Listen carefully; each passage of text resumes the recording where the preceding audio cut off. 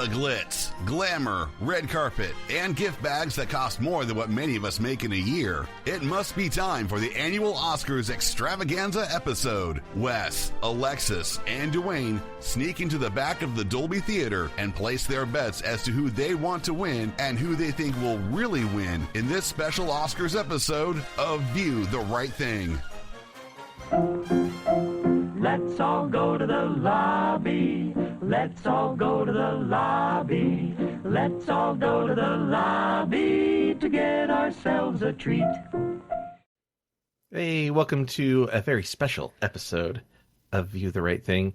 I'm Wes. I'm Alexis. Alexis, we have somebody with us. We do. Duane. Hi, Duane. Oh, hello. Yeah, that's you. You're the one. The one and only. Duane. I'm the one like Neo in the Matrix, but yes. Not. I mean, are you our savior? He's special. Oh, I certainly hope not. He is our savior. He's we're doomed. We are so doomed. He does all our intros. Of course, he's our savior. He's the one who makes us sound like we're a legitimate podcast. Yes, we are. Yeah, sure. Yeah. So it's Oscar time. Probably won't go into too much preamble because this is a long one. It's a long one. We just got to get into it. It's always a long one. All right. Yep. Well, anything exciting going on in your world that you want to talk about? I just closed that play. Yeah, how was it? It was great. We had sold out crowds. I'm sorry that I missed it. It's okay. I actually, my director recorded the dress rehearsal, so I can send it to you. Yeah, I'd like to see it. Okay. Yeah. Cool. Yeah. As long as it's not going to make me feel weird. Like, I know there's some adult themes in it. Yeah. But it should rated be... MA. Rated MA. Yeah, but it's good. Okay. It's good. We had a really great response. So we could do it as a community watch for... No.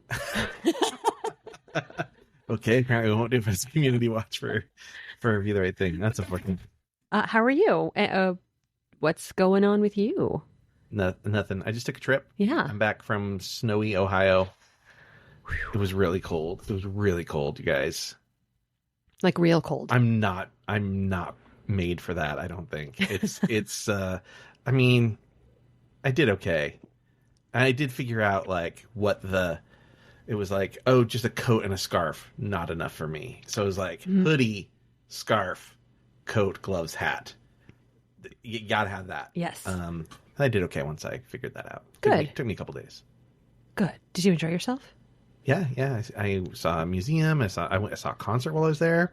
Ooh. And ate some good food.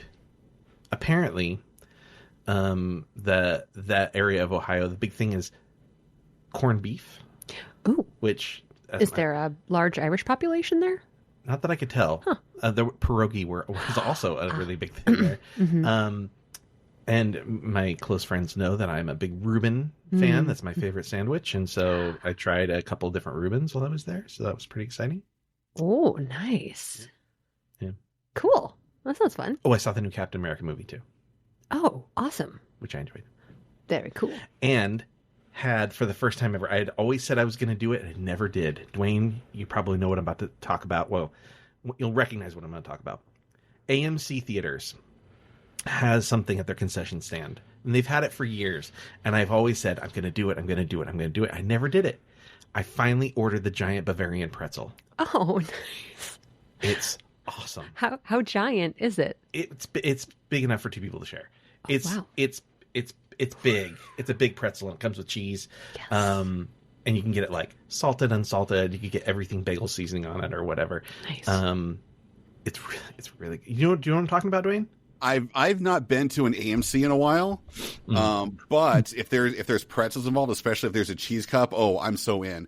But the follow-up question was the cheese cup that gave you enough? Oh, right.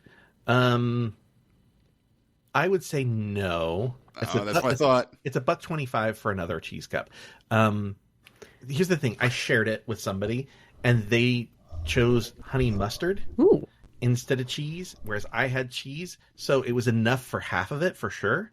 It would have been enough for more than half the pretzel. But it's never enough. In my experience, they never give you enough. No, that's true. No, you're right. That's if I go to a place that has like fish and chips, they don't give me enough tartar sauce. I have to ask for a second tartar sauce. Oh yeah. I don't even tartar sauce my fish and chips. Am I weird? Maybe. Yeah. I'm just a Full on. malt Vinegar? malt Okay. vinegar, yeah. On the fries too. Oh, The yeah. chips. Yeah. Nice. Man. Dwayne, what's going on in your world? How you doing? Oh, been working out. I actually got a notice on my fitness app yesterday that I was overtraining because I almost overdid it yesterday with a friend of mine. But Wow. I'm still very much alive, fortunately, for all Thankfully. parties involved. I was going to say your ears look more buff than I remember. We just can't see any of it. I'm trying to wiggle them right now, but I realize I can't wiggle my ears. So, yeah, what are you going to do? Good luck. Other than that, I am super excited for this new season of Yellow Jackets. I absolutely love that show. I've never. Me I'm too. super into it. I love Oh, Wes. Beee. Wait, so do you know anything about it? Yeah. I think I did watch the first episode. Oh, I don't have Showtime.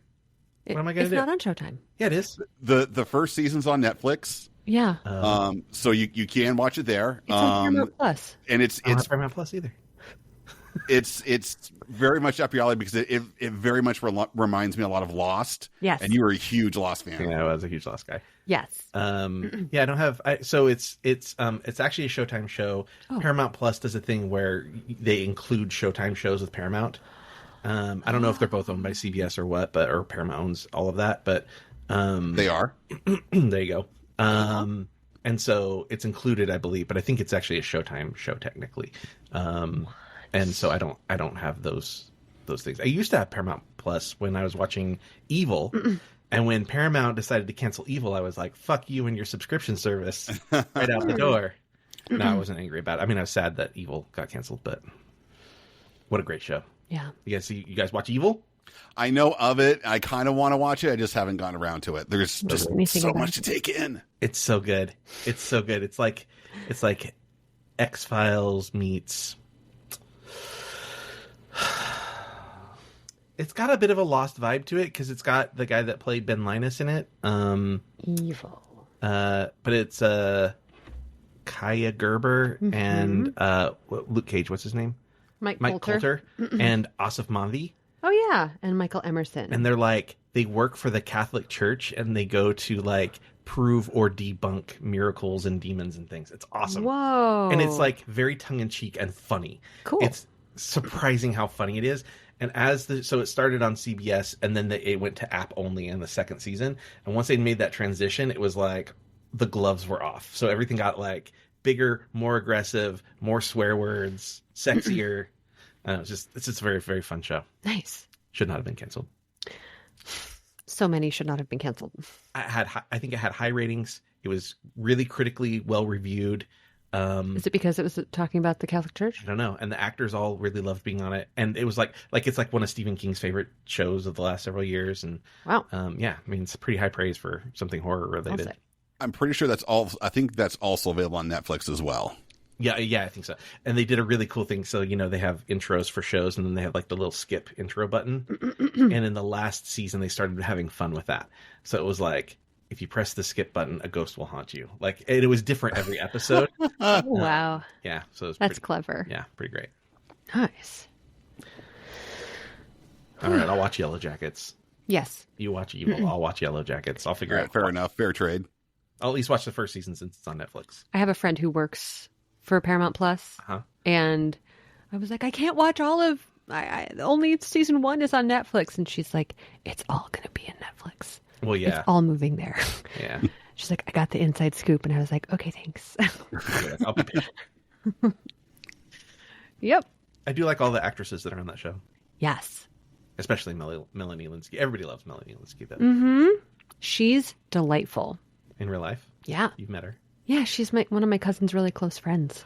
What? I had Thanksgiving dinner with her once. What? Yeah, my first Thanksgiving here. It was great. You're connected to all these people.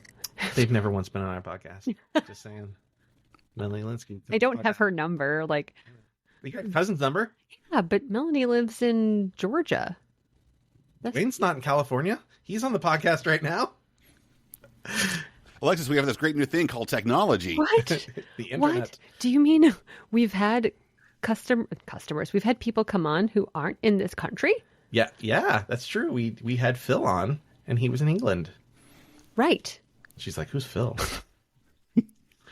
How quickly she forgets our. Trying to rack her brain. Like, Phil. Yeah. How could you forget? Oh, Phil. Hi. Old beardo. Yeah.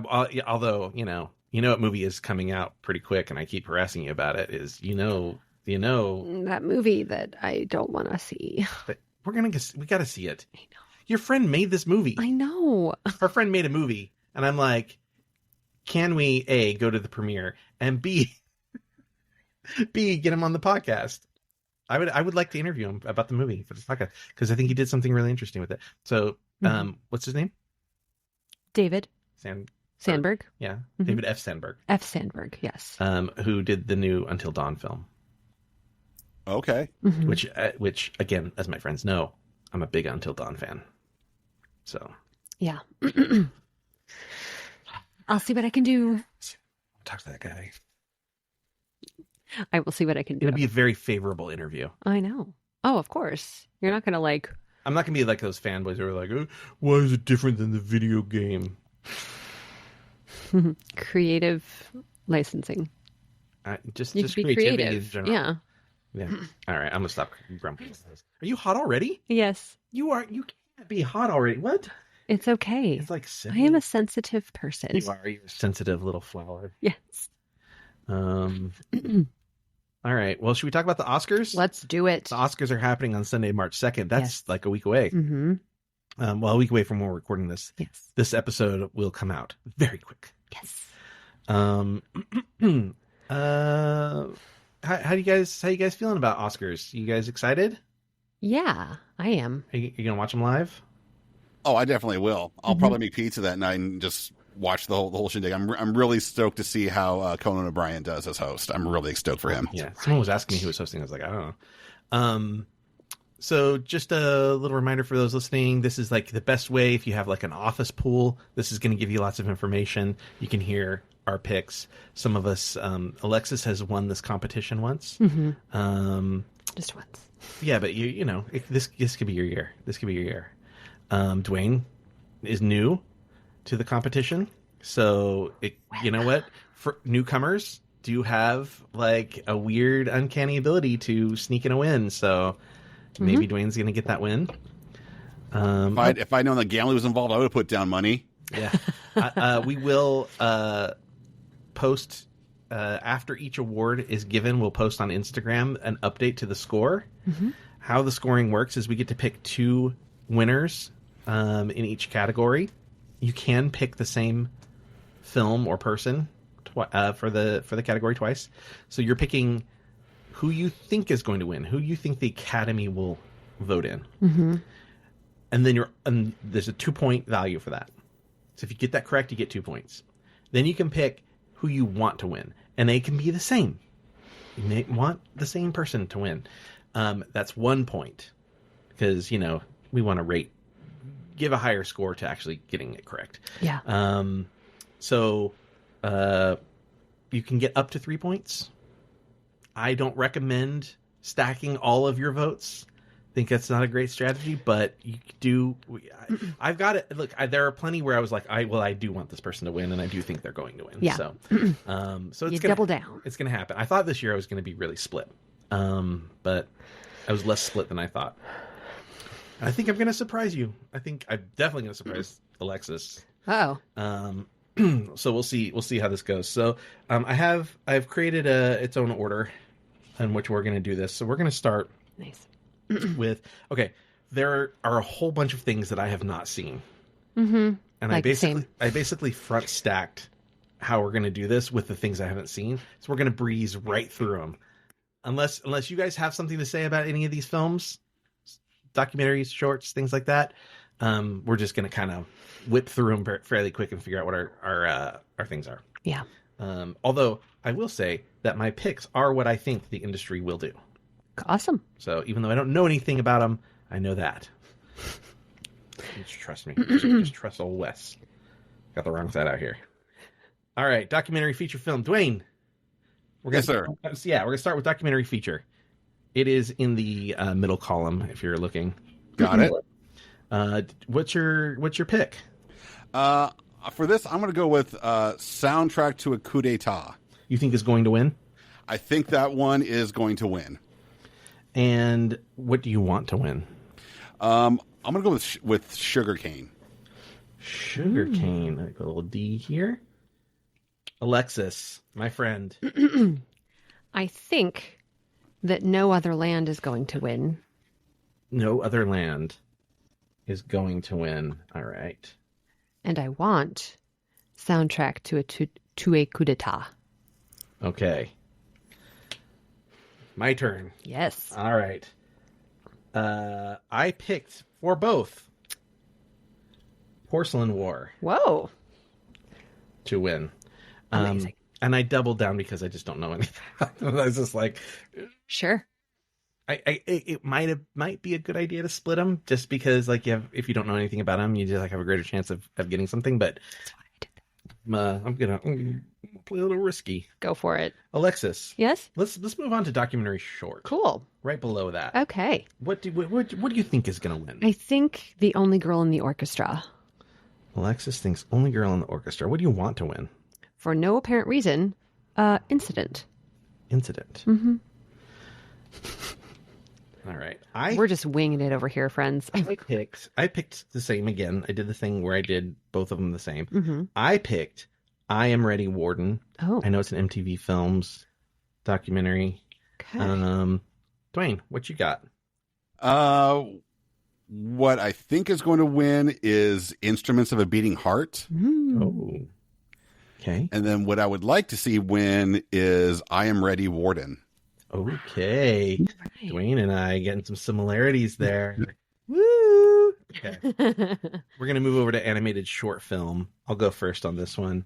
It's on the first column near 3 from the bottom. I picked again both the same because I'm a slacker and didn't get to see anything. I picked Magic Candies for Nice. both. Nice. Alexis, what'd you pick?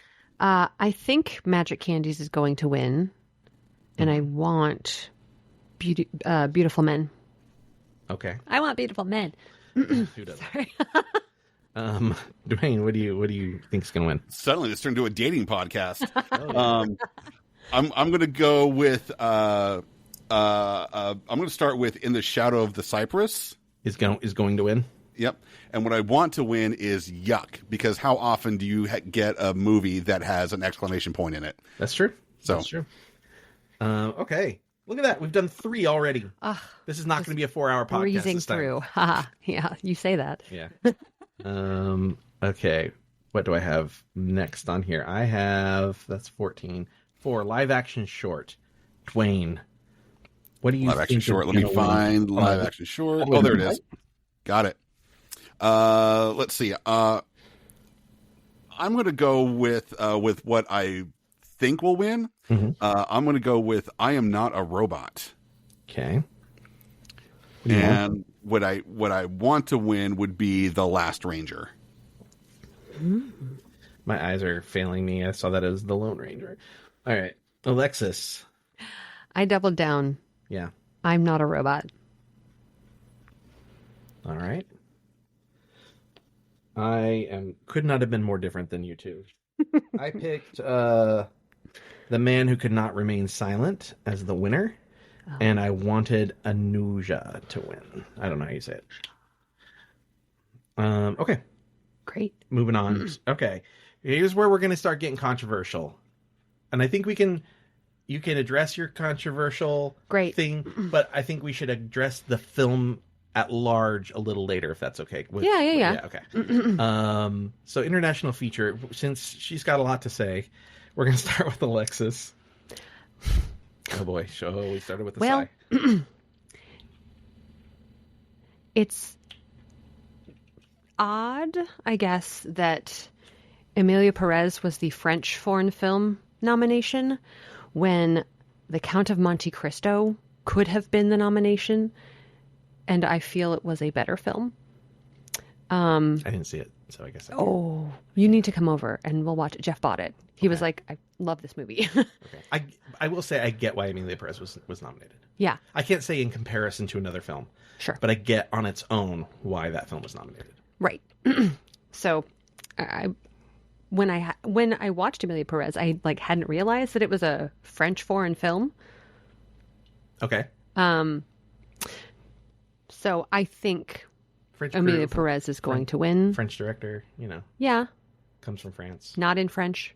Yeah, but I mean, if they had made a movie where people spoke English, it still would be a French film, just because. Was it's it filmed English. in France?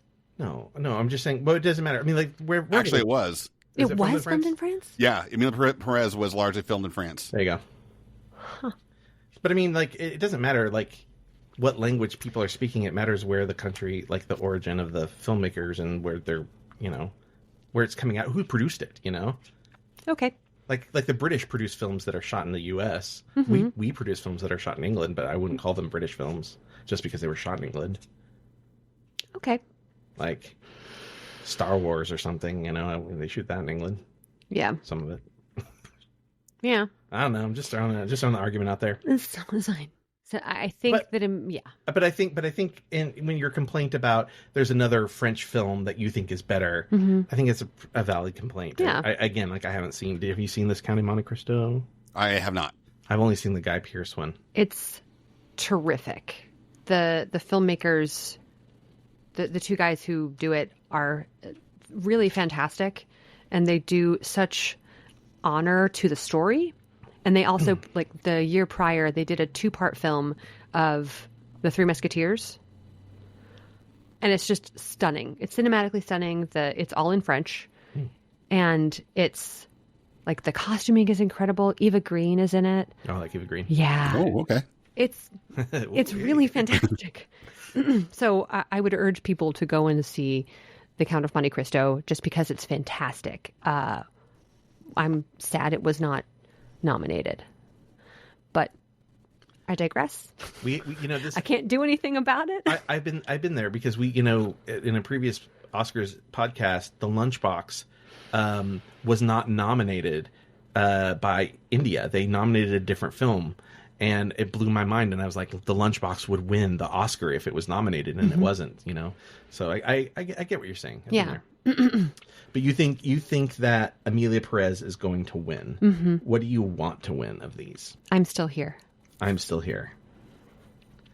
Duane, do you have a take on this? I'm going to echo what Alexis said. I think Amelia Perez is going to win, but I'm still here to win. And I think some of the controversy with Amelia Perez might torpedo their chances. So it's interesting. So there's another film in here that I was really torn about. It's called The Seed of the Sacred Fig. And if anybody knows sort of the kerfuffle with getting this filmed, this filmmaker has filmed things that were critical of Iran previously. And because of his previous film, they arrested him, let him go because they were going to have a trial and blah, blah, blah. He started making this film, The Seed of the Sacred Fig. And while they were filming this movie, they called him and they were like, so here's the deal. You're guilty. They're going to come arrest you in about 2 hours. And you're going to be in prison for 10 years or whatever. And so he made a quick decision, packed up all his stuff, and fled the country. He left on foot, went through the mountains on foot, and escaped the country. And they and they had been making this film, The Seed of Sacred Fig, in secret. And so they smuggled all of the film and the equipment out and finished the movie. Wow. And this is that part. So from the perspective of this is a harrowing story and a really interesting real life political drama. I was a little piece of me kind of wanted to vote for that one. I picked I'm Still Here to Win. And I picked Amelia Perez for my want. Oh. We'll get into Amelia Perez a little bit later. Well then. All right. Yeah. I knew that would surprise Alexis. I am surprised. Yeah. So. All right. Yeah, moving on. We'll move on. But it's funny that all of our symbols are on the same movies, just that they're just in flipped. Yeah. So number 6 is sound. Oh, yes. I can start with that. I was a little bit torn. I ended up picking this. No, I didn't. I didn't pick the same, actually. I really think that Dune is going to win. I put that in the wrong spot. My X in the wrong spot. Pardon me. And I wanted the Wild Robot. Oh. I think the sound design is really cool in the Wild Robot. Wow. And we can talk more about Wild Robot when we get to animated feature films. Okay. If anybody wants to talk about Dune while we're on the topic of Dune, feel free. But I don't have a ton to expand on. I just think it was really interesting, and compared to these other movies, I just thought The Wild Robot was. I thought Dune was probably going to be the one that people will.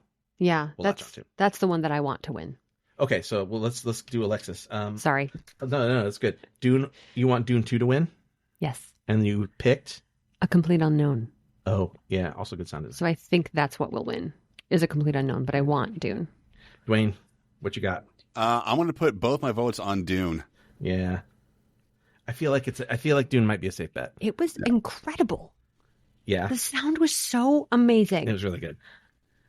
It was really good. I'm not a big Dune guy, as people have heard on the podcast many, many times. I did like Dune 2 a lot more. Of all of the Dune things I've seen, which is the David Lynch, the Sci-Fi Channel made-for-TV two-parter or whatever, Jodorowsky's Dune, Dune 1 and Dune 2 of the new Dunes. Dune 2 is my favorite of all of them so far. It was so great. I watched it again. I'm actually interested in seeing the next one, Oh, yeah. but I hope it's about Zendaya. I could care less about Paul. F that guy. F that guy. What a chump. I could take him. Kid you? No. He's got special powers. He does. Oh. Do you want to talk about any others? Or Duane, do you want to talk about Dune at all? As far as Dune goes, like I've only seen the David Lynch version, and the last time I saw it was years and years ago. And I remember when the first new Dune came out, that was like when theaters were starting to open again, and you could watch it on HBO Max day of. But I'm like, this is like a movie that needs to be seen on a big screen. So that was like one of the first movies I saw going back to theaters. So yeah, and just like the sound design is absolutely incredible. Because like if I were in the film industry, like I'd want to be in the sound department. That's something that I'd want to get trained up in. Yeah. But yeah, I'd say that it's got such a rich soundscape to it that I think that's why I choose both. That I want to win, and I think it's going to win. Yeah. Yeah. All right. Let's move on to visual effects right below that. Cool. Duane, what do you got for visual effects? Visual effects. Ooh. Oh boy, I'm probably on this. I'm going to go with what I think will win. Will be Dune Part 2. But I think what I want to win is Kingdom of the Planet of the Apes. Interesting. Mm-hmm. All right, Alexis. I want Dune Part 2. Okay. What do you think will win? I think Wicked is going to win. All right. I mean, they do have really fantastic visual effects. Yeah. Period. I picked Dune to win. So we all picked Dune to win. Nice. And the reason why I said it was interesting was because I also want Kingdom of the Planet of the Apes to win. Have you seen Kingdom of the Planet of the Apes? It's on Hulu. I was absolutely blown away by Kingdom of the Planet of the Apes visual effects.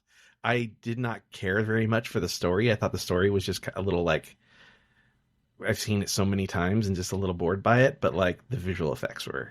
Do you want to elaborate on that at all, Duane? Or no, I mean like it's. I think the previous trilogy of Kingdom of the Apes, that was very, very well done, and this is sort of like a slight evolution, if you will, of it. So it's an incredible feat that they've done with it.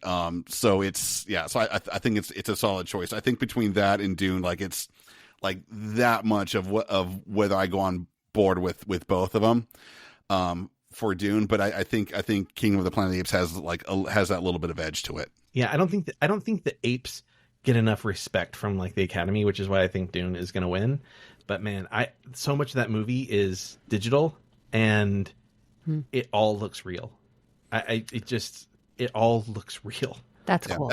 As much as like people like complain about how fake CG is, like you know it works really well when you don't notice it, and you don't really notice it in this movie. No, yeah, you just buy it the whole movie. It's easy to forget that there's actual humans in the film. Wow. There's only a couple. There's only a couple of like human actors in the movie. I mean, they're human actors playing apes, but like actual visual humans. Visual humans. Okay. There's like two. Wow. Who was the guy? My brain just blanked on who the guy was in it. I don't know. Super wrecking. Oh, William H. Macy. Oh. He's a human in it. Oh, that's right. There's a guy and a girl. And the guy is William H. Macy. And I don't remember the girl's name. She's young. She's young. I'll ask the interwebs. Yeah, the interwebs. If only we had our research person. It's okay. It's okay. She's not Kingdom going. of the Planet of the Apes. Yeah, that's the movie. Yep. Is it any of these people? Freya. Oh, it's Freya Allen. So there's an interesting thing, like, if you're a Planet of the Apes, watcher, aficionado, the original, the love interest, the human love interest is Nova. And then in these other movies, these newer movies, they still call her Nova. And so it's a different woman each time. Oh. So there's been a previous Nova in this series. And now this movie takes place generations later. And this girl is also called Nova because that's just what they're all called. Oh, okay. Basically. And so it's like they kind of explain why they're still calling them Nova, which I think was kind of like a clever, cute thing. Is that just what they call female humans? That's just what it's kind of.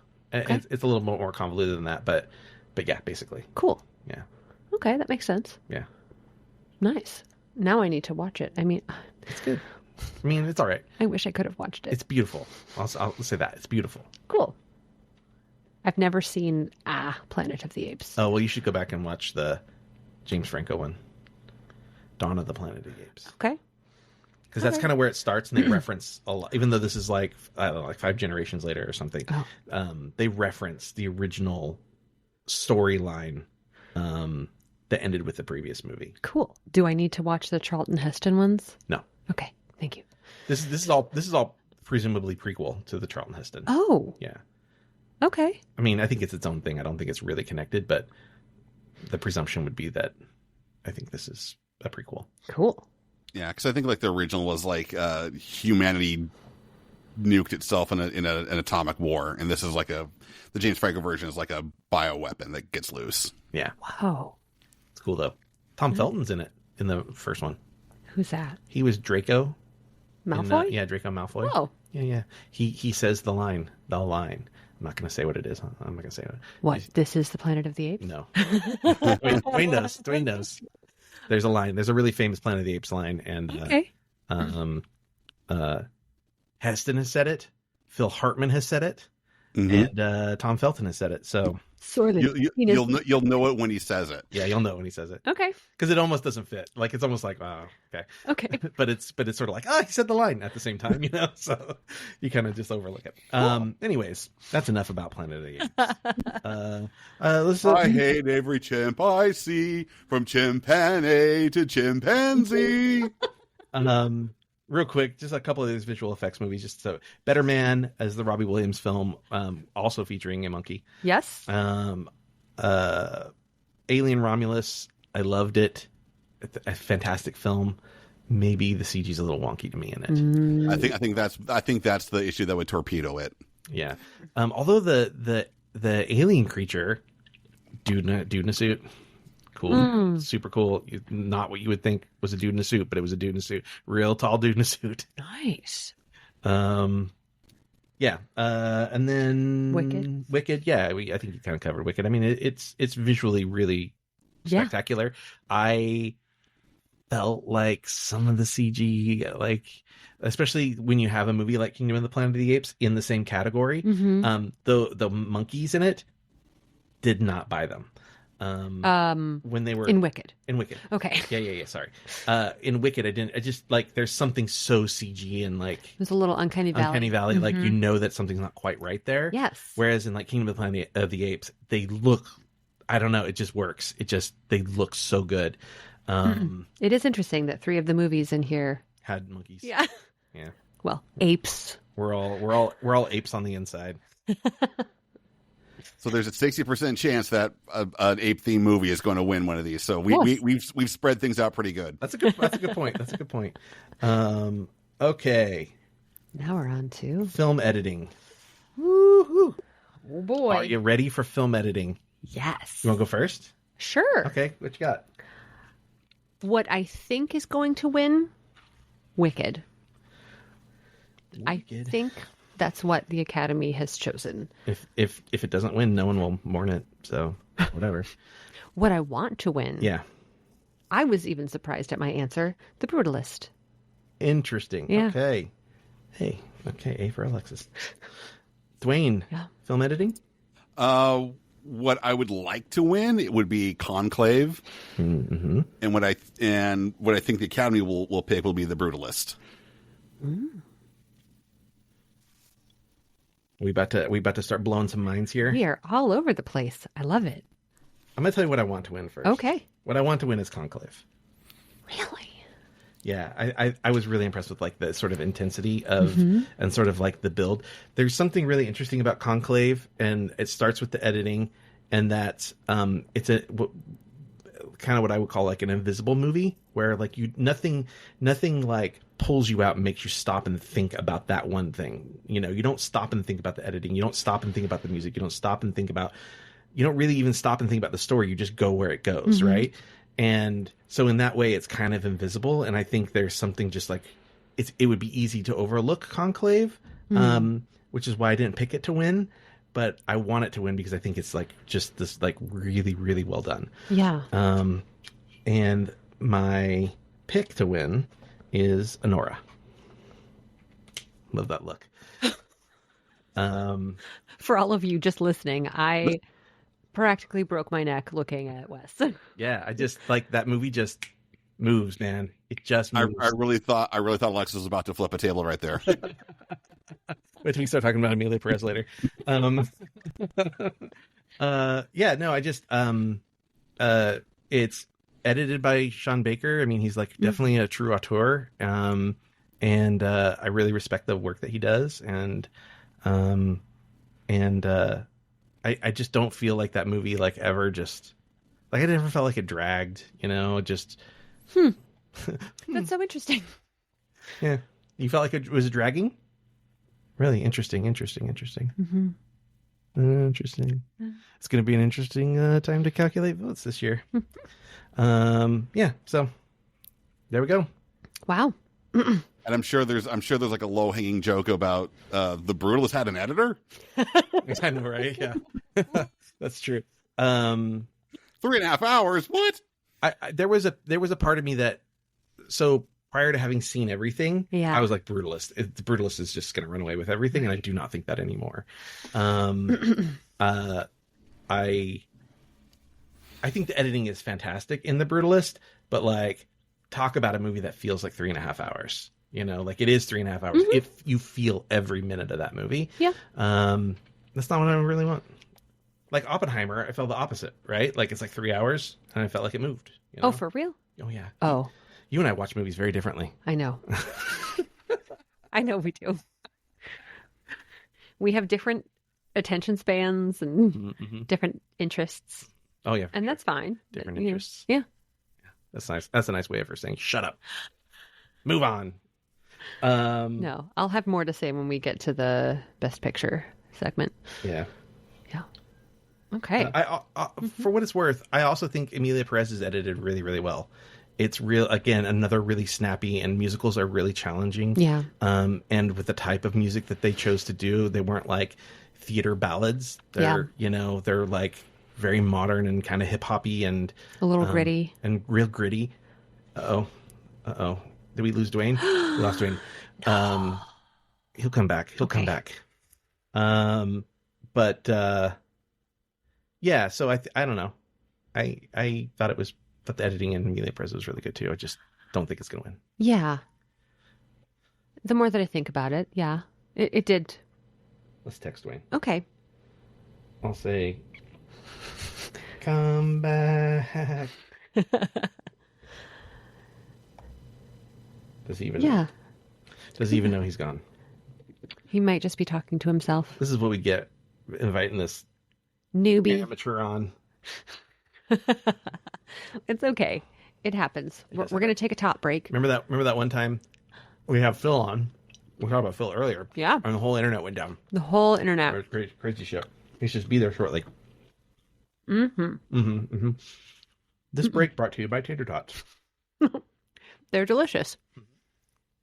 I was like, Alexis, we probably shouldn't eat while we're recording with microphones, right? And she was like, who cares?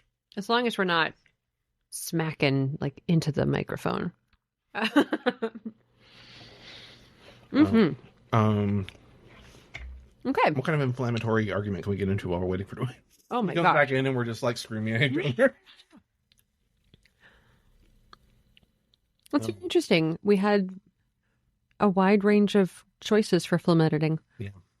But none of us chose Amelia Perez. Yeah. There was Amelia Perez was one of the earlier films that I watched in this grouping. And it was one that like initially I was like, I get the number of nominations and it was like it's really easy to sort of like stack whatever you see first is like, okay, this is the bar, and then like other things come in and it like shifts the bar around.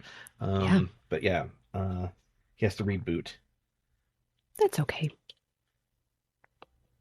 Well, What's our next? let's stick with editing right now while we're waiting. Okay. Wicked. Yeah. I had never seen Wicked before. I'd never seen. Remember, I had never. That's right. And I didn't go see it in the theater. And part of the reason was I didn't want to go where people were like singing and dancing. Yeah, that's fair. That's why I didn't initially want to go and see it in the theater. I did watch it with somebody who was quietly singing to this. They weren't actually audible. Okay. They were like mouthing. They were definitely dancing. And I was like, don't forget why I didn't go see this in the theater. Mm-hmm.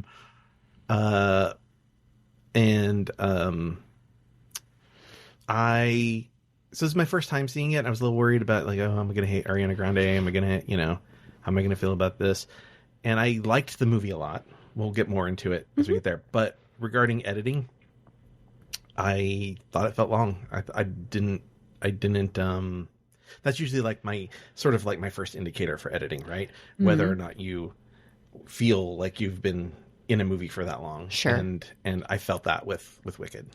And do you feel that it felt long because of the editing or because of the script and how they broke it into two parts instead of having one show? No, that's a great question. I think probably the editing. I think there's probably some like, there was definitely some moments where I was like, is this really needed? It's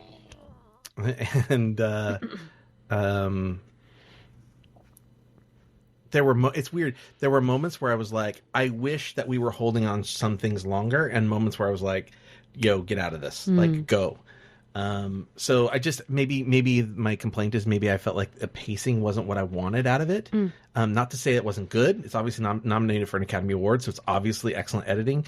It just maybe wasn't what I was wanting. I was not blown away by the film. And I wanted to be blown away by it because I had never seen it, and I wanted to be like, I want to be a Wicked fan. It's like the first time I listened to Taylor Swift or whatever, and I'm like, you know what? I want to be a Taylor. I did it. Like, oh, I want to be a Swiftie, or whatever. And I just didn't come away from it with that. I have hopes for a sequel and like what I might take away from it. So, yeah. So we were vamping more on editing while we were waiting for you to come back, Duane. Yeah. I think I got back just in time. Although you were making the point about like hip operas or something like that. Like, oh, I want to hear this, and then like I just shut my browser closed. I'm like, no, get to the good part. Yeah, and that was just Amelia Perez is just it's just a little bit more modern, and so it required like really precise, snappy editing, and that some of that comes down to like the score, which we can talk about that when we get to score, right? But the visuals got to match in a musical. The visuals got to match the music. So yeah. All right, so we are moving from film editing to animated feature film. I'm very excited about this one. Who should go first? Duane, you're back. Welcome. Back in action.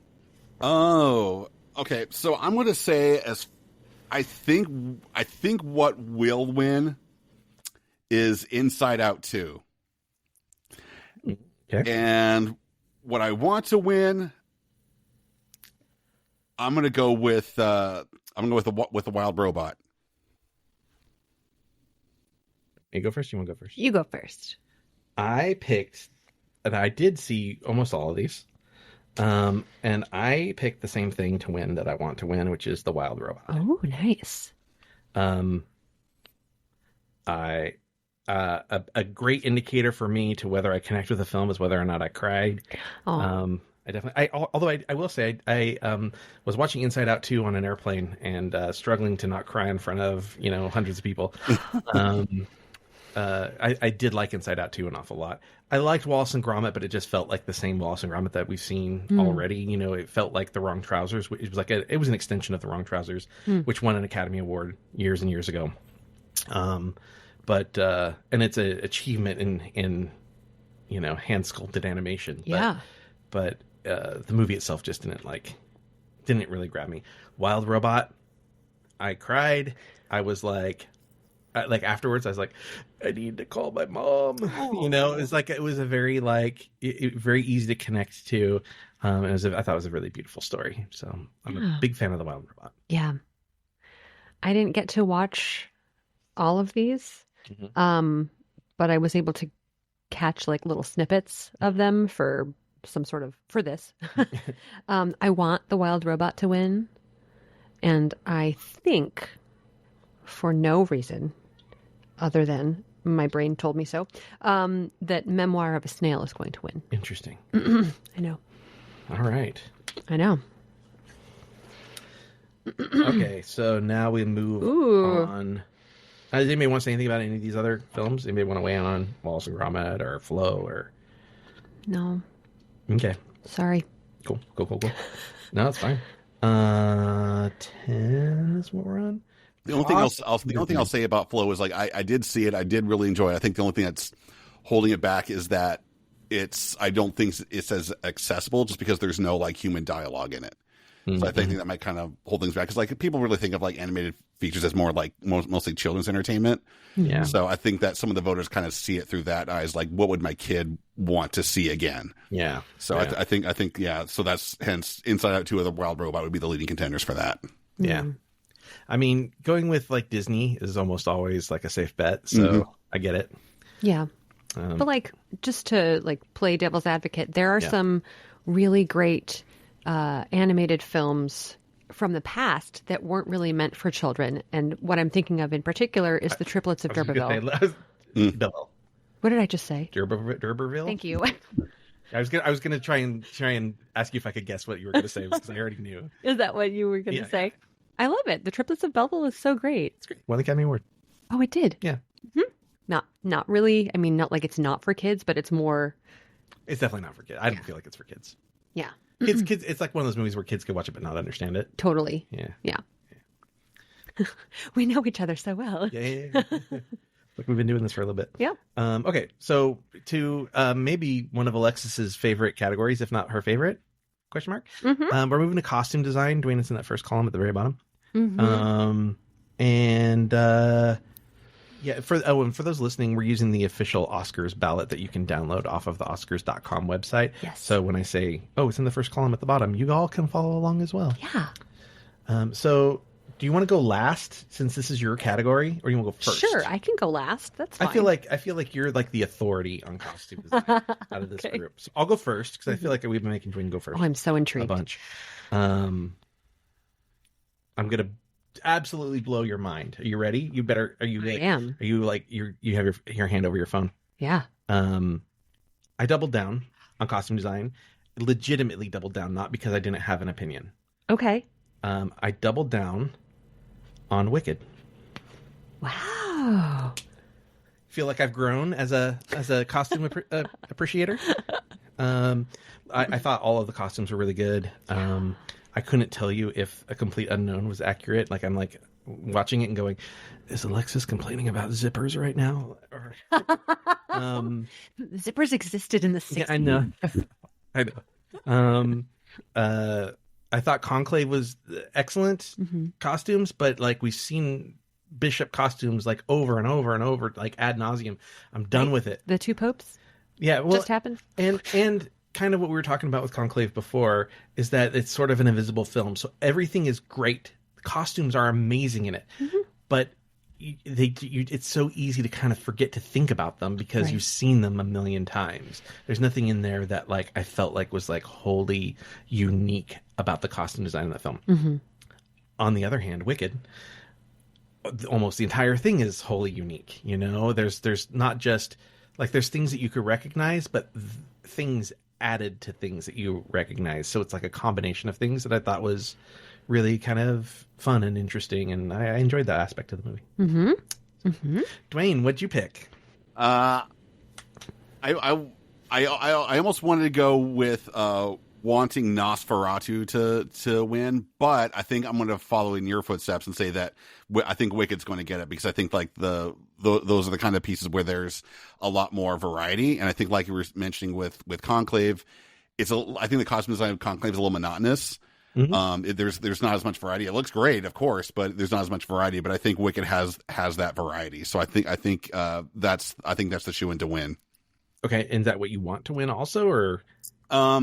Yeah, I think so. Okay. I should say, Gladiator 2, good costumes. I like that they brought some of it back from the original movie. Cool. I didn't see Nosferatu. I didn't get around to it. I know. Bummer. I can't talk about it. Is that your pick? So that's what I think is going to win, Nosferatu. Nosferatu is going to win. That's who I think the Academy has chosen. Now I feel like I chose poorly. Okay, go ahead. But I want Wicked to win. You want Wicked to win. The costumes were incredible. Okay, let me just like go through it. A Complete Unknown, it was wonderful. It was, like costume-wise, it was accurate and unique, but didn't blow my mind. I was like, cool, you did your job. Yeah. You did your job. I thought the costumes for like Pete Seeger and like the more folkier the people were, I thought the costumes were more interesting. Sure. Yeah. So just throwing that out there. Yes. Conclave, I agree. It's basic, I guess. Yeah, like basic. It's nothing.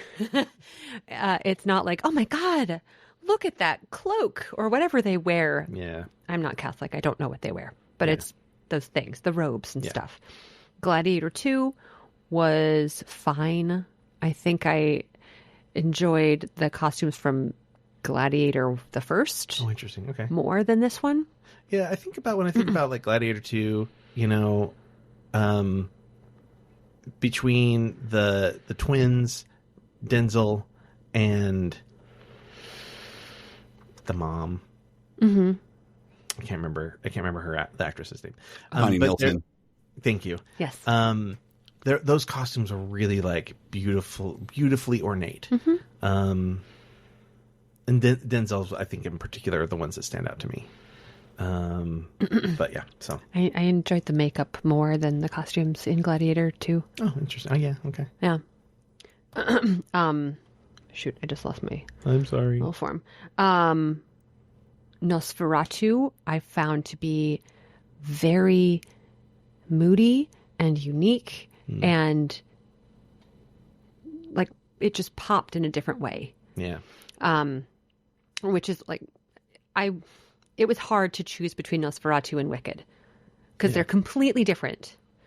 But I'm just going to say I think that the Academy would choose Nosferatu. However, Wicked was so fantastic. Those costumes were so special and like really played up what each character was.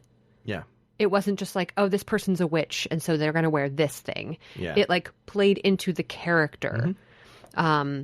And shoot, I wish I had doubled down on Wicked, but I got to stick with my original pick, The but die has been cast. I know. But the Wicked costumes were just like, mwah, Yeah, they're really chef's good. kiss. All those shoes.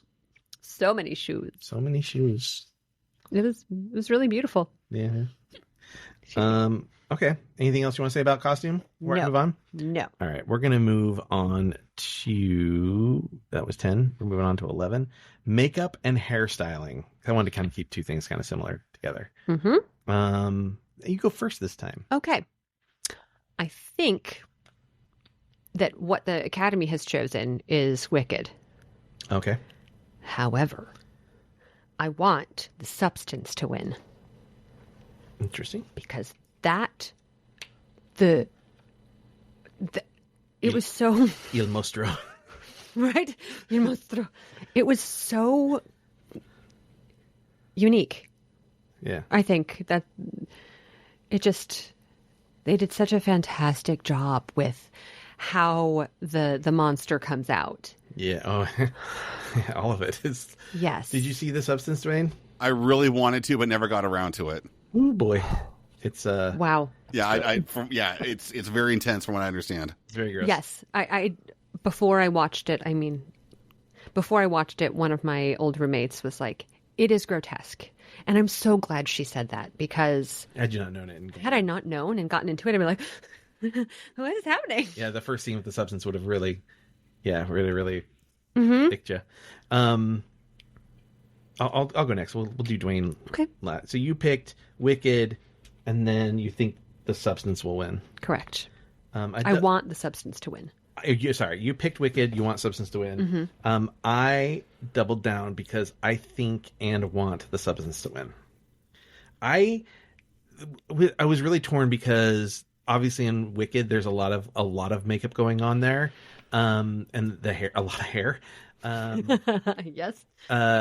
And generally speaking, I think the Academy doesn't really love to vote for horror, but there is something so visceral about the practicality of what they did in the substance that I think it's going to win. And I also just really respected what they did because it was bold. It was real bold, Duane. It was so bold. It's real bold. Duane, what do you want to vote for? I'm going to echo Alexis' sentiments. I think Wicked's going to win, but I want the substance to win. I think Wicked is sort of like the safe bet because it's cleaner, and what's like you said, like Totally. the Academy doesn't really do horror. They're not really into it, so I think that's why I want it to win.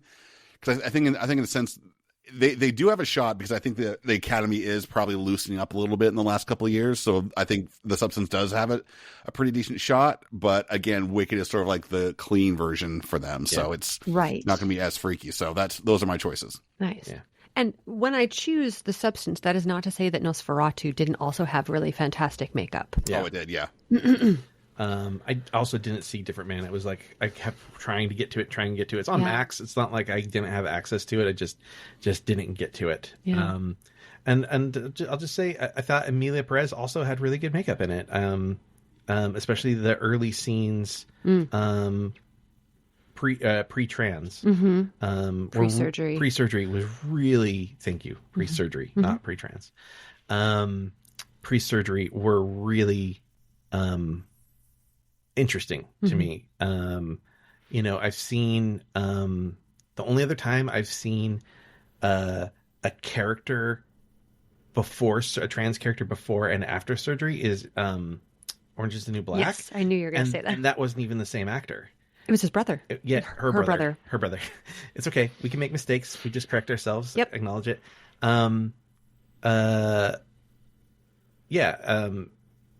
Yeah, she has a twin. And, That's right. And Yeah. they had her twin brother play her before the surgery. Whereas this was somebody who is a woman playing a man. I don't know, it was very striking to me. So I just want to acknowledge it. That was well done. I wonder if that like messed with her head. Like, oh, this is what I looked like when I was younger, when I didn't like what I looked like in the mirror. Maybe. I wonder if that like messed with her. I don't know what she looked like younger. either. I sort of suspect tattoos and a grill, like a Mexican gangster, is probably not reflective of who she was younger. So I'm gonna guess it's probably different enough, but maybe a little bit. Maybe there. I can't put myself in that position to understand. So yeah. Okay. Number 12 is production design, kind of sticking in the same realm, I feel like. Duane, why don't you go first on this one? I'm going to double down on this. I'm going to say Dune Part 2. Ooh, I love that. Nice. I love it. Both votes going to Dune Part 2. I'll let you do this one last. Okay. Production design. Are you ready for this? I am. Am I, though? I doubled down on Wicked. Oh. So much of that set was practical. Yes. It just like... The room? The room, I mean, everything. The Emerald City, like the shops in the Emerald City, the courtyard of the school. Mm-hmm. Dumbest name ever for a school, by the way, but fine. The tower? The tower. Everything was just like... Although the tower, I think there was a lot of probably maybe not so much practical. I mean, obviously it was production design, but it wasn't like physical production design. Yeah. But yeah, I was... Oh, the library. Yeah. The library. Really fucking cool. So yeah, I doubled down on Wicked. It was tough for me because I actually really think all of these films... I haven't seen Nosferatu, so that's the only one I can't really talk about. But the Brutalist production design, holy shit, that is epic. Yeah. And it was really hard to not choose that. But I do think Wicked's going to win. And so I had to put that. Wow. And I wanted it to win, so I couldn't split my vote. So this is one of the situations where like I actually wanted to split my vote, and I felt like I couldn't and be true to like, myself. Yeah. Conclave also really great. I mean, it beautiful. It looks legit. Yeah, it was stunning. I don't know where they shot that, but it looked like the Vatican. So, right. But again, it's like, going back to the invisible thing. It's like, we've seen the Sistine Chapel, we've seen the Vatican. So it all kind of feels like, oh, I've seen this before. Mm-hmm. But like, I'm pretty sure they probably didn't blow out windows in the Vatican, You don't think? Yeah, no. So I don't know where they shot that. But it was really well done. Yeah. Dune, obviously, freaking Dune. Incredible. Yeah. The water, the place where there's the water and they go to drink it. Yeah. That little like temple. Yeah. Yes. Yeah. It is so gorgeous. And is that part of the production design, or is that? Yeah, I would assume so. This was a really challenging choice for me. Okay, so what'd you choose? This was really hard. I want Wicked. Okay. But like at the same time I don't. But it was very, very challenging for me. But I think the Brutalist will win. I think it's a really good pick. Again, like I said, I was really torn. That production design was so incredible and so specific. And not to say that Wicked wasn't so specific, nor Nosferatu. Like they were all really, really incredible films. Mm-hmm. And I was very torn when I had to choose one or the other, because I kind of wanted to double down on both of them, and I'm not allowed to. Yeah. Well, there's a moment really early in The Brutalist where I was like, and this is before I saw Wicked. So I was like, again, talking about that moving bar. Mm-hmm. I hit my mic again. I did that for you. That moving bar, and so it's like, oh, then I see something else, and that one takes the place. Mm-hmm. And I hadn't seen Wicked yet, and early in The Brutalist, and you see the library that he designs with just a single chair under the skylight, and the doors open so that the sunlight doesn't damage the books. And I was like, oh my god, this is gonna win production design. I was like, oh my god, this is amazing. But that was based off of something that he actually created. Yeah, but they had to do that. They had to make that, Sure. The construction sets and these giant blocks and like the furniture, even the furniture store. Like there's just so much that goes into that I was just, and like his little his little apartment after he gets kicked out, and there's just like so much going on. The offices that he's drawing plans in after he's like moved on from the construction job, like just so much of that it was just like imposing and like asymmetrical as intended, and just a reflection of the work that he was doing in real life. And so I thought the production design, and it was really, really difficult. But once I saw Wicked, I was like, and they stepped it up. And knowing that they were like, we want as much real physical production in this than less visual effects. Yeah. Less CG to say. Knowing all that, I was just like, I think I have to choose Wicked. It's crazy. It's crazy. Yeah. So, but I think The Brutalist is a really great choice. It was so hard. It's a really great choice. Yeah. Thank you. Thank you. Thank you very much. All right. Number 13. Where are we at? 13. Cinematography. Did I make Duane go first last time? I'll go first. Okay. I doubled down on this because actually I really, really loved. This is where I thought The Brutalist takes it. Doubled down on The Brutalist. I thought the cinematography was like, and it's weird because I didn't pick it for production design, but I think the cinematography like picks up like everything that the production design maybe didn't quite do all the way. The cinematography's like, and the choices of like right at the beginning, you see the Statue of Liberty like from their perspective, so it's like upside down and like at an angle, and again the library, that when nobody is in that room and it's just the chair, and it's like negative space, but like somehow every bit of space is used at the same time. It's like, oh, that's cinematography to me.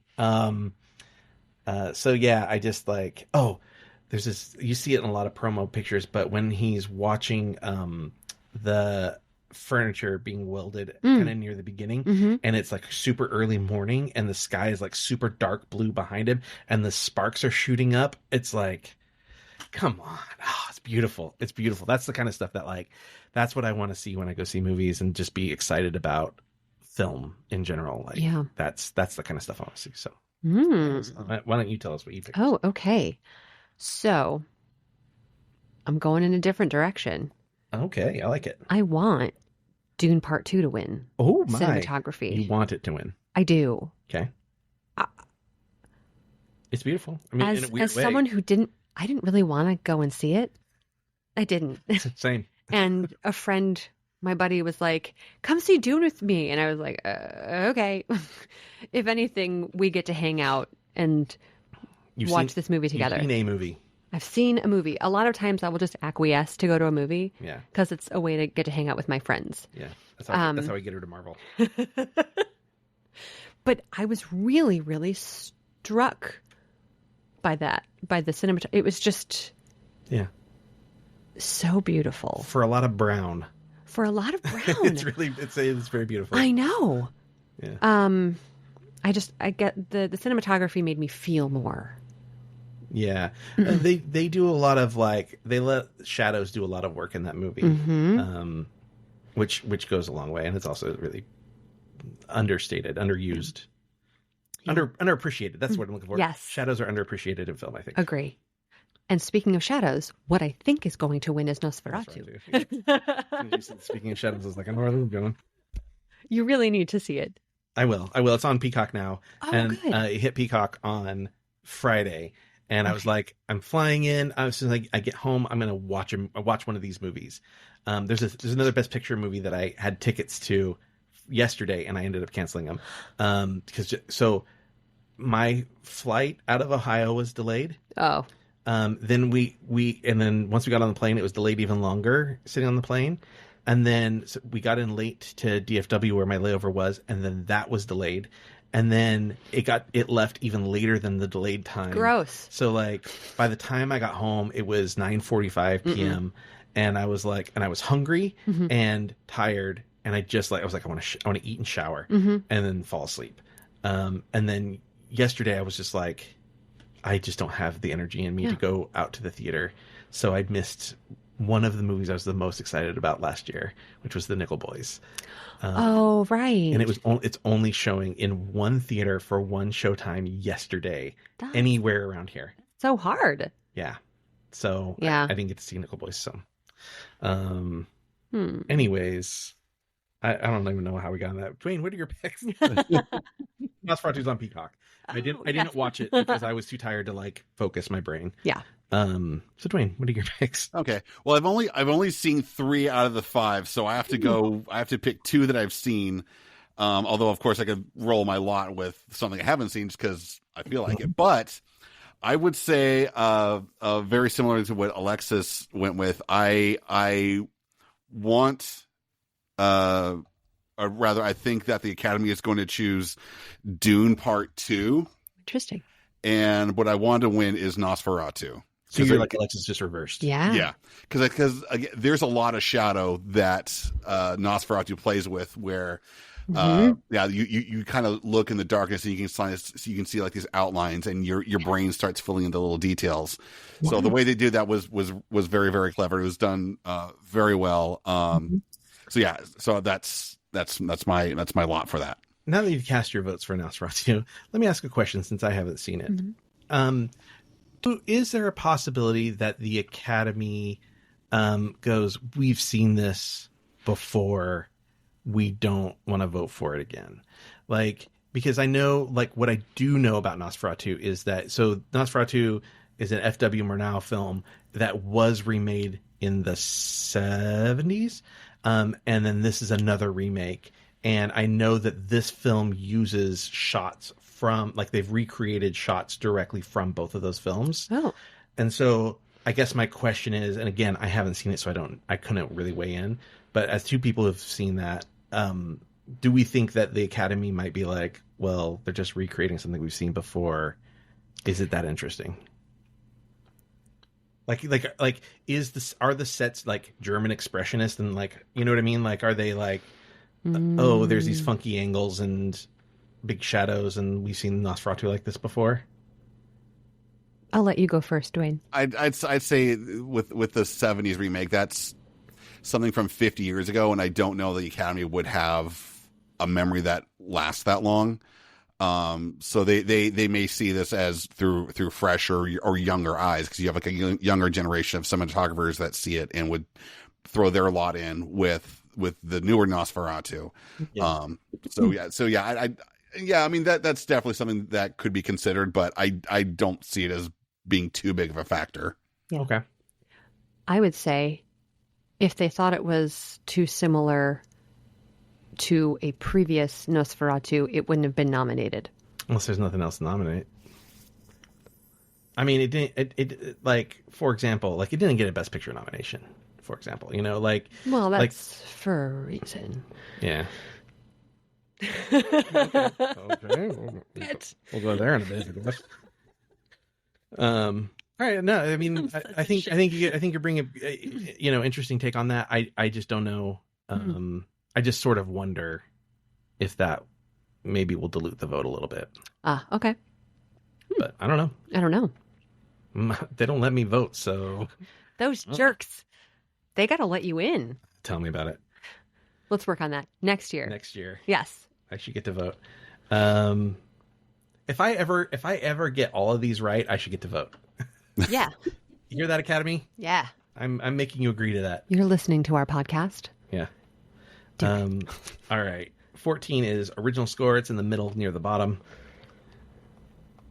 Oh. Alexis, why don't you go first this time? I doubled down. On? I might shock you. The Brutalist. You doubled down. I doubled down on The Brutalist. Oh, I'm using the wrong color. How dare you? Yeah. Mm-hmm. Duane? I think what will win is Wicked. What I want to win is The Wild Robot. Just because those are like 2 of the 3 of that category that I've actually seen. No, that's good. So it's interesting. I originally doubled down, and I changed it this morning. Okay. I originally doubled down on the Brutalist. I do believe the Brutalist will win. Ooh. Maybe I just do purple again? God damn. Yeah. What's wrong with me? You get extra votes on that. Hey. Dwayne's got an extra vote. You got an extra vote. Okay. Green. Okay. Well, I'm a guest because I get an extra vote. Yeah. Yeah. So I picked the Brutalist to win. I want Wicked to win. I listened to Wicked again this morning, and it's just like the score in particular. And please note that there are no songs from Wicked nominated for an Academy Award. Well, because most of them are from the musical. From the musical, yeah. Just pointing it out for people that are, yeah, it's really like for movie music, it's pretty epic. The score is really good. Yeah. Like the song when they first get to the university, really good. Really, really good. Which one? Just a score. Oh, okay. We're just talking score. Yeah. Yeah. You're like, whatever. It's fine. It's amazing. Don't listen to her. It's amazing. As a musical theater major, I'm saying it's fine. I think the Brutalist was good. I think the Brutalist is all over the place. There's a lot of like weird ambient, and strange horns. But then the jazz stuff, freaking great. Jazz stuff, a little too few and far between for my taste. I think there's a little too much of the like. You wanted more jazz. I wanted more jazz. Okay. Yeah. I wanted something that tied me. Like we had the cinematography, we had the production time, we had the accents, which there's some controversy around.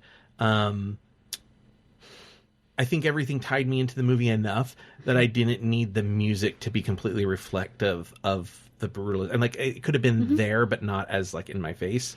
Yeah. So but I do think it's going to win. I think it's what the Academy will choose. Yeah. Cool. This wasn't my favorite. And that's fine. Yeah. Yeah. Yeah, it is. Yeah. Quit looking at me like that. Okay, let's move on to original song. I'll go first this time. I went last. Okay. You might not like me. Tell you what I want to win first. Okay. Let me tell you what I wanted to want to win first.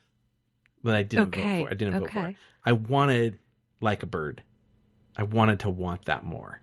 But I chose my want to be The Journey from 688. I think it's the more like sort of like complete palatable. Like when I think of like a song from a movie, I think of that like final song from the credits, they have like some artist, in this case it's her, HER, I guess.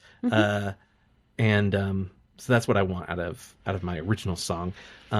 But I picked to win El Mal from Emilia Perez. Oh. I think it's like the most dynamic, most interesting of the songs. And I think that the Academy likes opportunities to address corruption. And when you have a song that's all about addressing corruption, I think that's very appealing to voters. So, and I thought the song was good. I like the song. That's mine. Beautiful. Duane, which is? This is one I'm going to go both votes in on. Okay. Just for no reason at all. Because he's a veteran. I think Never Too Late. So you said I think Elton John's like the safe bet. You know what? Like he's retired. Like maybe people go, hey, this is his last hurrah for getting an Academy Award. Maybe we'd do it. So yeah, you might be right. It's a good song, but it's very Elton John-y. Like it's like you hear it and it's like, oh yeah, that's a very clear Elton John song. Yes. Love Elton John. Not that it's a bad thing. I'm just saying it's just, heard a lot of Elton John songs. What's your picks? I doubled down on this one. I chose Like a Bird from Sing Sing. Yay. Yeah. I'm really. We'll talk about Sing Sing when we get to actor. Yeah. I'm really excited to talk about Sing Sing. Okay. Did you get to see it? I did. Okay. Yeah. Thank you for that. Yeah. What do you mean? It was one of the movies that and Nickel Boys were the two, which both dealt with prisons, were the two movies I was most excited about to see last year. And I just never got around to the theater for Sing Sing, but I did get to see it eventually. So you doubled down, you said. I did. I love it. I did double down on that one. I like the song a lot. Did not like the music video because they put a bunch of like dialogue from the movie. I was like, oh, yeah. Okay. 16. Adapted screenplay. Oh, we're getting into it, guys. We're getting to the hot topics here. Oh boy. Adapted screenplay. We got a complete there she goes. Sorry. Complete Unknown, Conclave, Amelia Perez, Nickel Boys, and Sing Sing. Do you want to go? Do you want me to go first? Oh, my phone's buzzing. I'll talk to him later. Sure. Wait, what's going on? Am I going first? First. You're going to go first? Okay. Yeah, because I doubled down. You doubled down? I know. Cheer. I know. Okay, what? Sing Sing. Sing Sing, double down on Sing Sing. I did. Hey. I knew nothing about that film going into it. Yeah, I can't wait to talk about it. I love it. I love it so much. Actually, we can talk about it in this because it's about the story. Yeah. Well, let's get through the votes first. For sure. I'll let Duane go last because I keep making him go in the middle. I picked Conclave to win. Okay. That you want to win or that you think is going to win? I think it's going to win. Oh, okay. I say it's going to win. It's going to win. I just mean I think it's going to win. For sure. I want Sing Sing to win. Duane? I think Nickel Boys might win. Oh. And I'm partially throwing that out because one of my really good friends is a high school English teacher, and she's teaching that book to her students this quarter. And awesome. She just read it on the plane recently, and she absolutely loves it. And she asked me if I'd seen the movie. I said no. She said, okay, I'm going to give you a book. Read the book first before you see the movie, because she always gives me grief about watching movies that are based on a book that I haven't read, which is a whole lot. So she always gives me a dirty look. All right, I'm going to see a movie that's based on a book that I haven't read. I'm going to give you something to take back to her in a second. But okay, that's what you think is going to win? I think that's going to win. What I want to win is Conclave, just because I think that's the only other movie actually it's two. Amelia Perez and A Complete Unknown are the only two that I've seen other than that. Okay. Well, Conclave has, like, again, if a movie really throws me off from the ending, if there's just no chance at me understanding where the movie's going to go, I'm gonna be attached to that storytelling. So that's one of the reasons I think. And I think it's socially relevant to what's going on in the world right now as well. So again, thinking about the Academy, that's why I chose that. But let's talk a little bit about Sing Sing. Okay. Do you want to talk about it? Or you want me to just? Yeah, you talk and I'll interject. What do you know? So Sing Sing. Do you know the name of the program? The rehabilitation. Acting? No. Can you look up what the name of it is? Sure. So there's a program in prisons that allows inmates to engage with the arts to sort of like work through trauma and emotion and sort of like accepting why they're in the position that they're in. Oh, she made a face. I'm just not coming up with anything. Not finding it. No. Let me look it up. Do you want to talk about the movie's about, and I'll just I'll look that up. Sure. I'll even just share what IMDb says. Well, it'll probably say in the name of it's the Rehabilitation Through the Arts, RTA. Yes. So it's about people imprisoned at Sing Sing, which is a prison. Real prison. And this guy, Divine G, he was in prison for a crime he didn't commit, and he finds purpose in by acting in a theater group alongside other incarcerated men. And this story is about resilience and humanity and the transformative power of art. Yeah, and the real Divine G is in the movie. At the very beginning of the film, a guy comes up to him and says, "Will you sign my book?" That's the real Divine G. And the guy that plays his best friend in the film, Mike. Yes, Mike is Coleman Domingo's best friend. Like they've been friends for like decades. So they're truly connected to each other. And most of the actors in the film are former inmates who have gone through RTA. And a bunch of them were playing themselves. They were playing themselves. Yes. Like all of them had used their own names. Yes.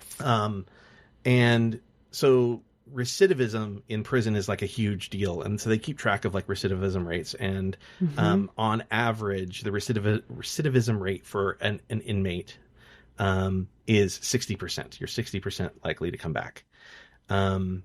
If you people who have gone through the RTA program, that goes from 60% to 3%. So it's like a hugely impressive and important. We hear about like how important the arts are for like young people and in schools and stuff. It's like important. Like people just don't really understand like how it can really like transform your life and help you like understand empathy and decision making and how to deal with your emotions. The other thing that's really impressive with this film that I love, and this is one of the reasons why I love this film, Coleman Domingo's brilliant in it, but yes. They used a pay equity system for paying. So when you come out of prison, it's incredibly difficult to get a job, to maintain a job, to get a paying job that actually pays you well enough to survive. So everybody had equal pay based on how many roles they had in the film. So if you were an actor, all the actors got the same pay. If you also were a writer, then you also fell into that category. So you got a section of pay for that. And if you were a producer, you got a section of pay there and so on. So everybody got an equal pay. But in addition, go out and buy this film, people. All of the actors, all of the crew share equal ownership of this film. Wow. Absolutely unheard of. Absolutely unheard of. Especially for like an indie film. So like when this comes out and you have the opportunity to buy it digitally or on DVD or whatever, go buy it. You'll be doing the world a favor. Yeah. It's a really, really special film. It's why I picked it that I want it to win. I sadly don't think it's going to win, but I really, really, I'd be so happy if it won. Oh, I'd be really, really happy. So. Yeah. Get a little verklempt over here. Okay. So that was adapted screenplay. If anybody has anything they want to say about any of the others, follow that. Okay, we're gonna move on to original screenplay. Oh. Duane, you wanna go first? See, I'm going to go with even though I haven't seen it, I'm going to go all in. Both my votes for The Substance. All right. Oh, I like it. I'm just going bold with this. Love it. Alexis. I want The Substance to win. I think Honora is going to win. I love the way she's saying that. I picked Honora to win. Oh. And I wanted to double down.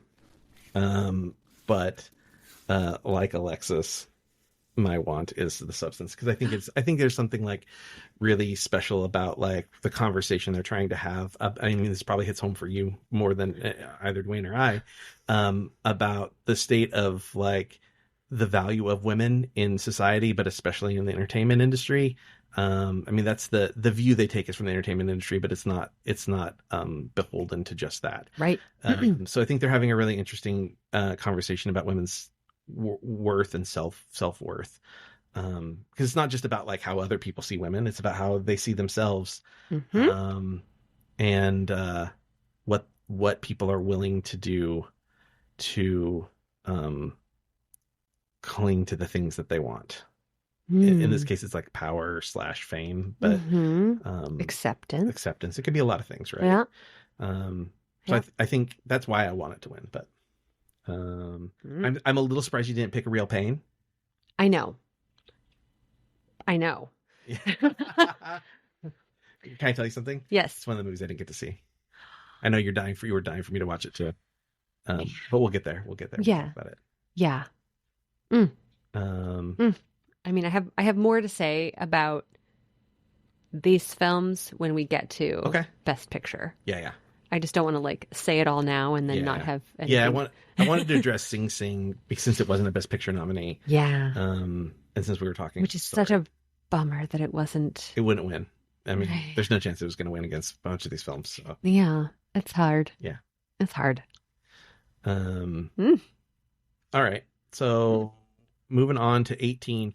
Actress in a supporting role. Holy cow, we're already there? I'll go for, I know, we're cruising. This is compared to our other Oscar episodes, compared to some of our just regular episodes. No. I'll go first on actress. Okay. I doubled down. I believe that Zoe, I just don't think anybody's stopping her. I just don't. I think she's won like every award in this category. And Really? Yeah, I don't think that anybody's going to catch her at this point. Wow. And I really liked her performance in this. She was great. My one criticism about her in this category is that I think she was an actress in a leading role and not a supporting role. Yeah. But as we know, they tend to do these like political things where they put people in to like, I don't know, split it up or whatever. But Yeah. yeah. So anyways, I really liked her in this film. I thought she was really powerful performance. Wow. And the song she sings, the El Mal song, Right? that's nominated, were so good. Mm-hmm. Alexis, I what you went thinking? in a different direction. Yeah. I want Felicity Jones Okay. to win. And I think Ariana Grande is going to win. Interesting. I know. Interesting. I was surprised when I made that choice. I was like, really? But I had to weigh all of the different... I'm also surprised by Felicity Jones. Yeah. No, I mean, I'm surprised you picked her. Oh. I love Felicity Jones. I'm surprised she's in this category at all. That's how I felt. I know. I'm just trying to get a rise out of Alexis tonight. I was surprised another person was nominated in this category. Who's that? Isabella Rossellini. Yes. Yeah. No, I get that. Mm-hmm. I get that. Duane, what's your picks? Isabella Rossellini and Felicity Jones. I am going to throw both my votes in for one, and that is going to be for Monica Barbaro. I knew you were going to say that. Glad somebody picked her. I like her as an actress in general. I thought she was maybe my favorite part of that film. Like I thought, like the music is good. Chalamet is great. Pete Seeger, Ed Norton's great. But I don't know. I just thought performance wise, I just thought she was the most engaging to me. Yes, and she's playing someone who exists. Yeah.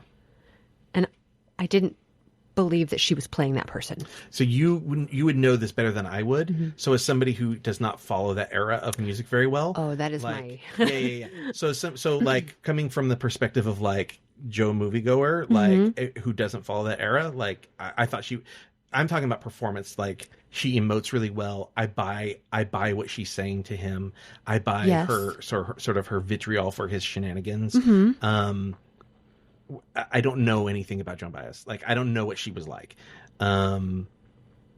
So like I'm okay with people like I don't know if I feel like people have to mimic real people necessarily. She did.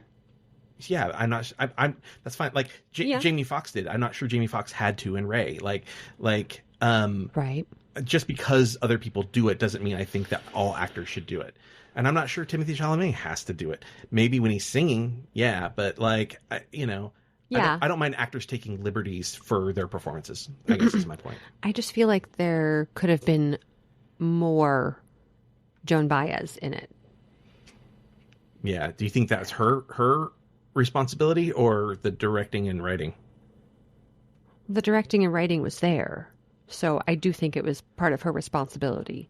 Like as an actor, you need to know who you're playing. When you say more Joan Baez, what do you mean? More screen time, or are you saying more? No, more like Joan Baez. Oh, yeah. Like giving her more of an homage. Yeah.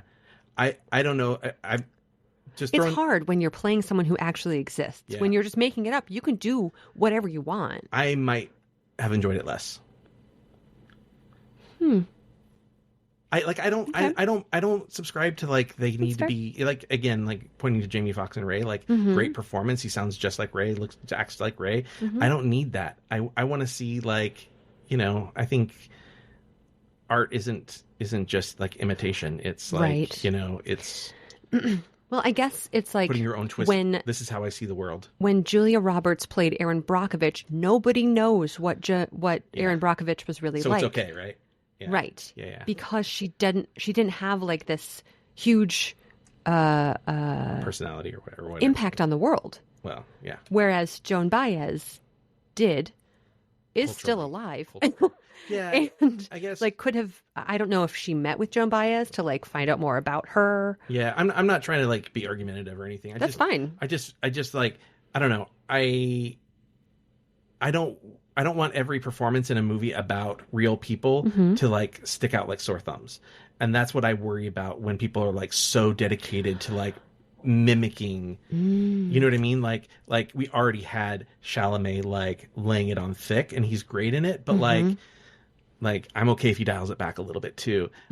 Actually, one of the other actors who I thought was really, really good in it because one, they limited his screen time, and two, he didn't go so hard on it, but was the guy that played Johnny Cash. He was really, really good, and part of it was that he didn't like come in as Johnny Cash like hard. He didn't Joaquin Phoenix it, you know, right? And like sort of played it a little understated. So had he like been a bigger than life figure, I would have liked the film. I would have liked his performance less. I guess that's what I'm saying. Okay. I can see from like fans of that era being passionate about it. Like I get it. Yeah. There's a weird thing where there's like this balance between like doing your own thing and like, you know, being true to what happened. And you know, for some people it hits and some people it doesn't. Yeah. For me, it was fine. I really liked her in it. You I hated think her in she it. was, no, I like her. I think she's talented. I just think there could have been more. And you say that it would have taken you out had she gone there, and it kind of took me out. I'm saying if she was like more, if it was more about mimicry, it would have taken me out. Okay. Because I feel like when you're watching an actor mimic, 9 times out of 10, you can tell they're trying to mimic that person. It's not natural. And that's the difference between, again, I'll point to Jamie Foxx. When you compare Jamie Foxx to Ray Charles, there's Ray Charles is naturally like that, and Jamie Foxx is actively trying to be that, and you can see that it comes through on film. Okay. Whether you appreciate it and think it's an amazing job, and it is, like, it still is like I'm watching somebody act. And I would rather watch somebody like relate to something on their own. Yeah. And this is how I would react to this. That's what I prefer. But I get it.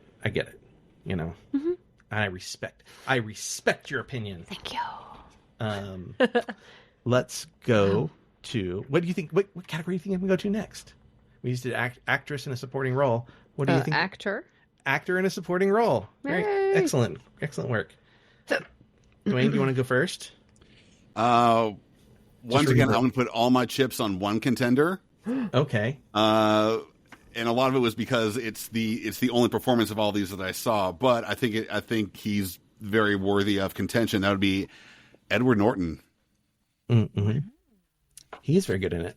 He's, again, another one of those pieces I really liked in the film. Yeah. And I've there's this older couple that they gave me a bunch of these of folk records to digitize for them, and they told me, and this was a movie that they had seen recently. They were like, that was Pete Seeger on screen. Like it was him. Interesting.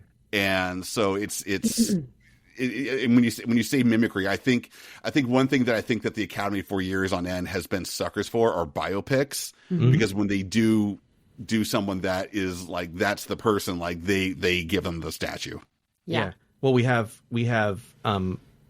an actor in a leading role. We have 4 people that are in biopics. 4 of the 5 are biopics. Wow. So you're not wrong. Yeah.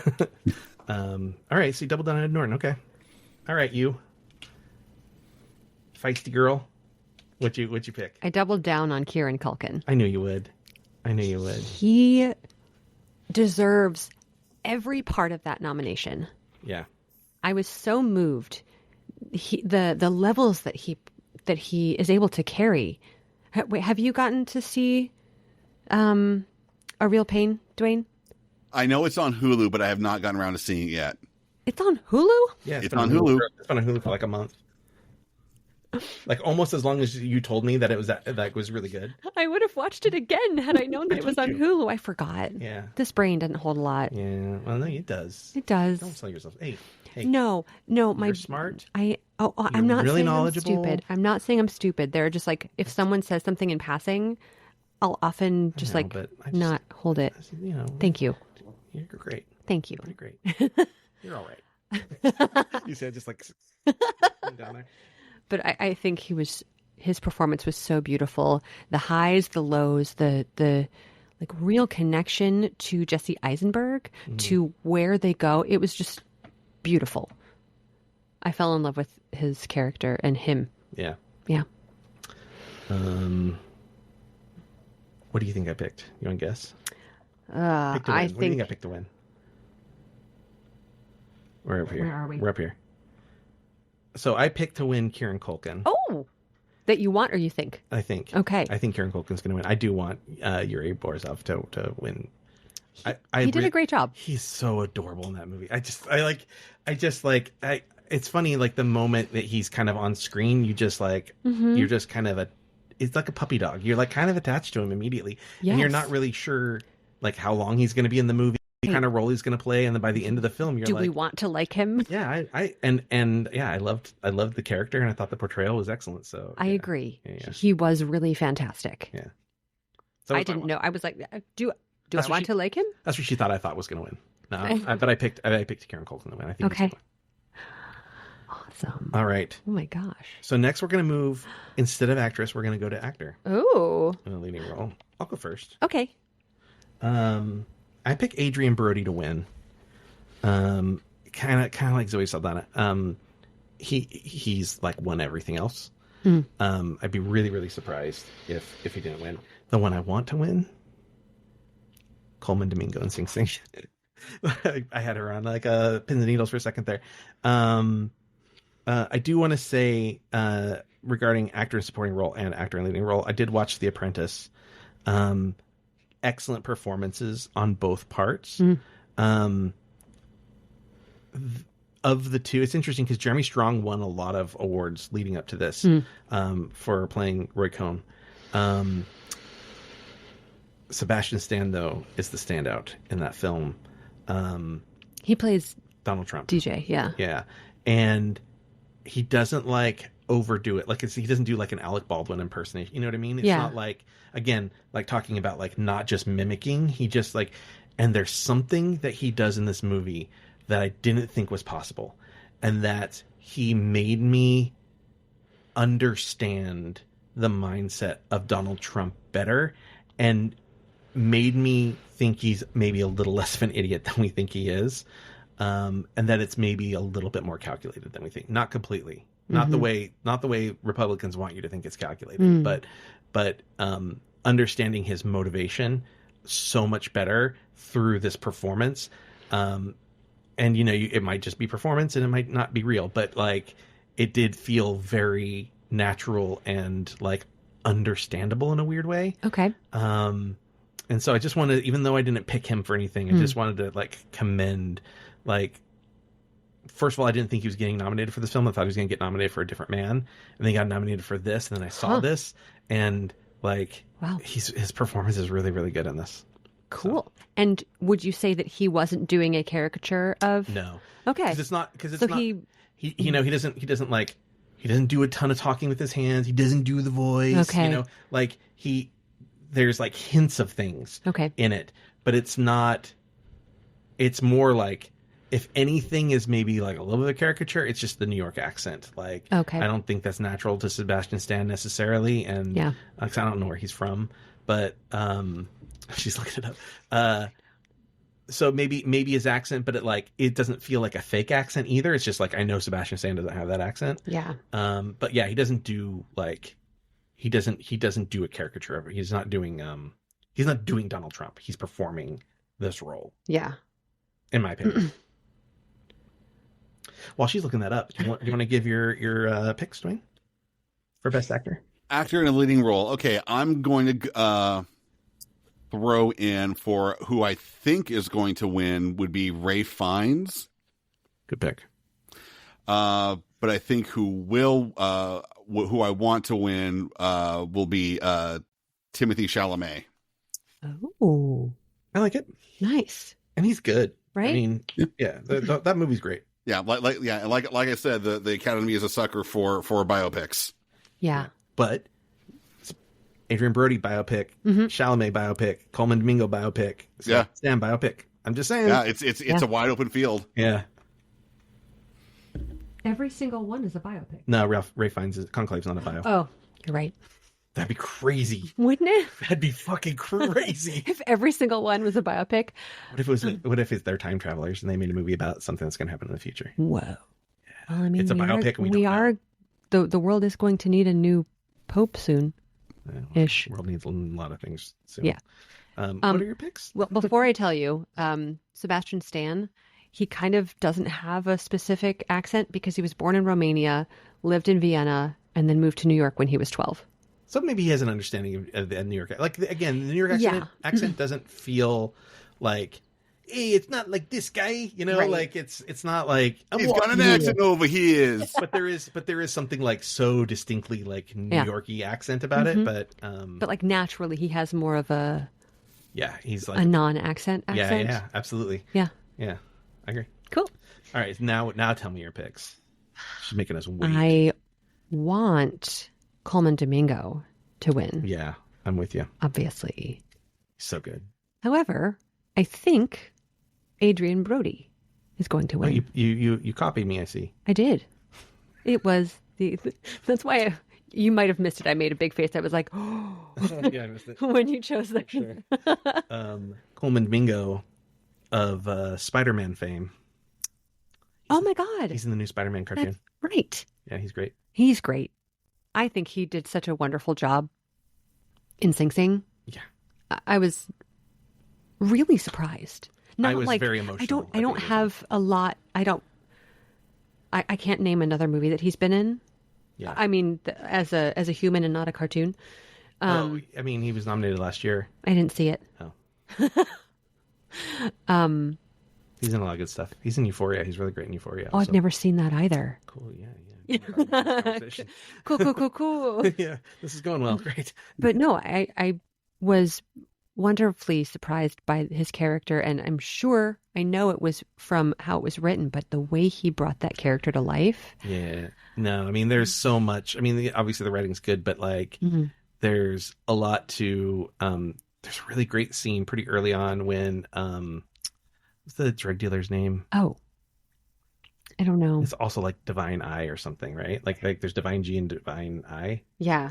And he's like goes out, like takes him into the hall and shows him like his favorite spot to look out the window and tries to have a conversation with him about like the process of acting. And he goes from like reluctant mentor to like hurt to afraid all in one like scene. And it's really like that's not just writing, that's Coleman Domingo. Yeah. The end of the film, I won't say too much, but like the hug at the end, and he just bursts out into tears. I was just like, holy shit, this guy is so special. But there's one moment in the film that I really, since it's not nominated for Best Picture, you want to guess what the moment it is? You can guess. You seem really excited about something. I'm just wondering if it's the moment that I'm thinking of. So there are so many. He tells Divine Eye. Is that right? Is it correct? Divine? I can't find another Divine. I think he has another name though. He has like a real name, and then they also have a nickname for him, Macklin or something.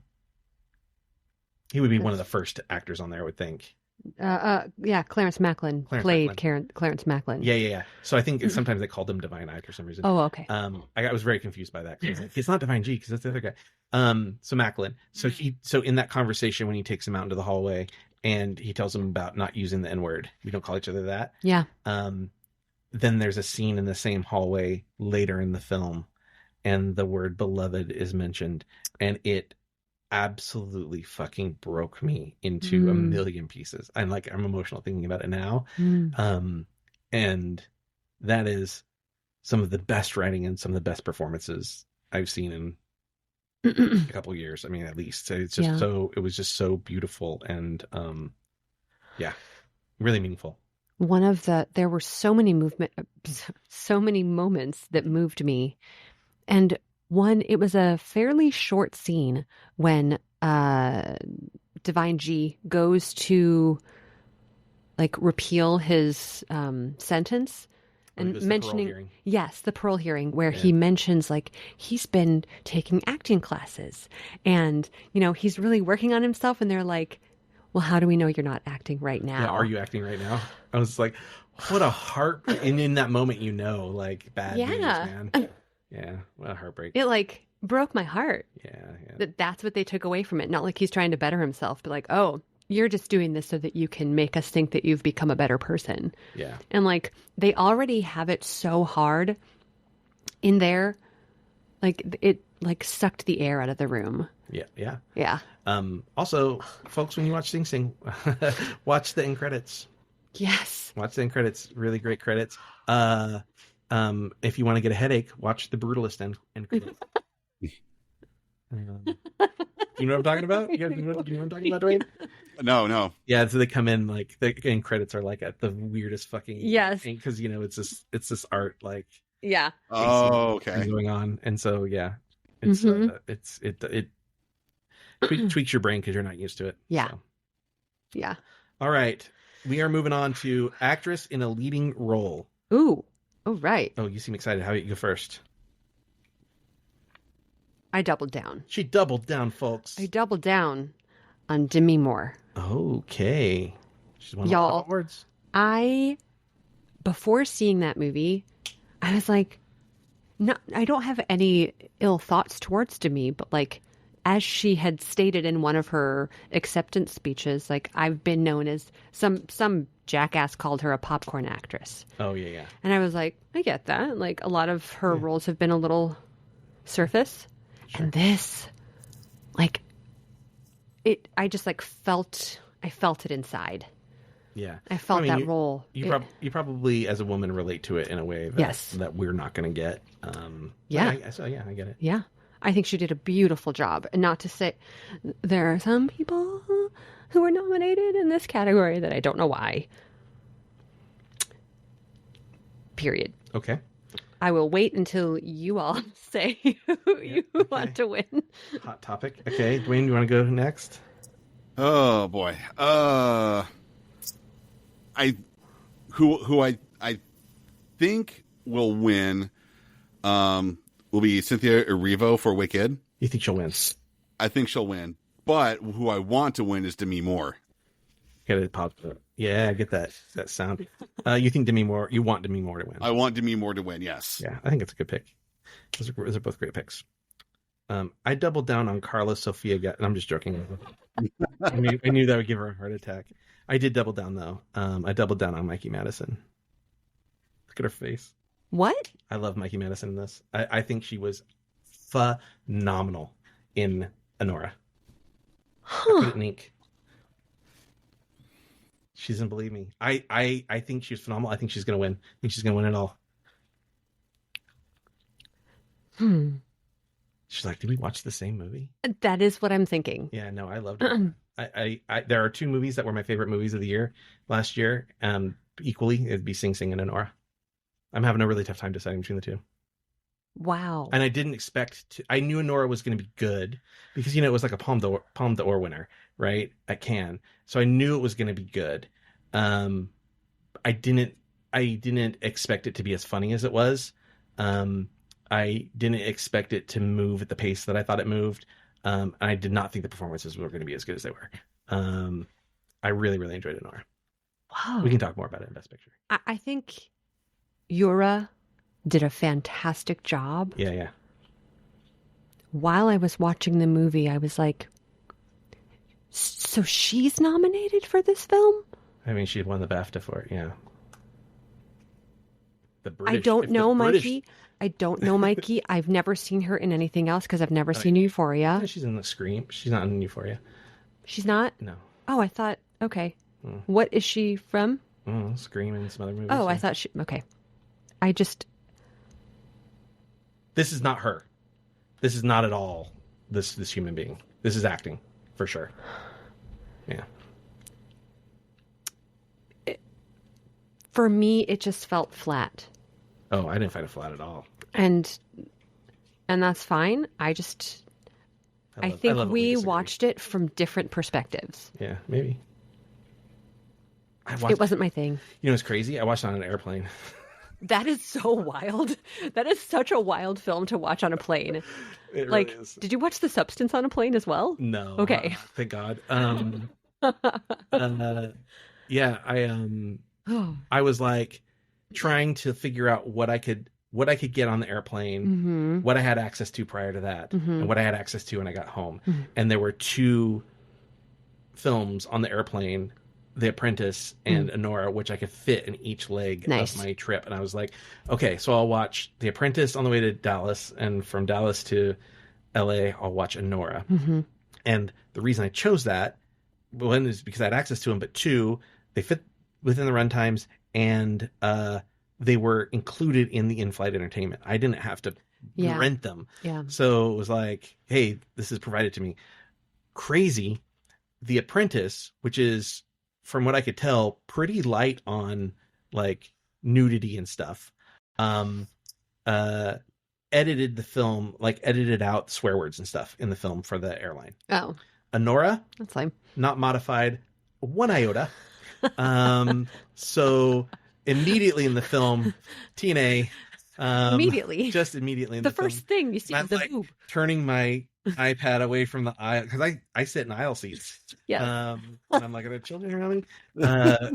So a lot of sex, a lot of boobs in the film. Yeah. So you're indeed 100% correct. It is a wild film to watch on an airplane. Yeah. But you know what? The decision when it started, and I was like, oh shit. All right, somebody be mad at me. I'm just gonna be like, look, American Airlines puts this in their in-flight entertainment. Yeah. Like, if they don't want it on the plane, if they don't want people to watch on the plane, they won't put it in there. Right. Or they'll edit it. So yeah, fuck them. So I watched it. I mean, I know from the get-go, I was like, I hate these posters. They're so stupid. And I tried to go into it with an open mind. You went into it wasn't. You were negative from the beginning. You were negative like way early. When I first told you about the movie, you were like immediately, and you knew nothing about it. I know. Yeah, that's right. I'm calling you out. I brought it up. Yeah, I know that I initially, I really tried to go into it with an open mind, and it was not for me. Yeah, that was not a film for me. I'll go into it a little bit more on why I liked it so much. When we talk about Best Picture. Cool. Woo. 21 we just did. 22 Best Picture. Here we go. We'll start at the bottom. We'll save an order for Are we doing director? No, we're going to do director last. Okay. Yeah. See, mix it up. See, people think they can just scroll to the end and hear Best Picture. But, oh no. No. I'm tricking you. Okay, let's do our picks and then we'll talk about each film. Okay. Sound good? Yep. Duane. Oh, why do I have to go first? All right. You want to tell me what yours is so Duane can I can go. copy you? I'm joking. I want The Substance to win. You want it to win? I do. Little A there. Okay. I don't know if it will, and so I'm shocked at my choice of what I think will win, and that is Emilia Perez. I am blown away by that. Okay. I know. Duane, are you ready now? Yeah, I think look on Duane's face. Just what I want to win would be The Brutalist. What I think will win will be. I'm sorry. Actually, let me reverse. I'm sorry. What I think will win is The Brutalist. Yeah. What I want to win would be The Substance. Okay. What do you want to win? I doubled down.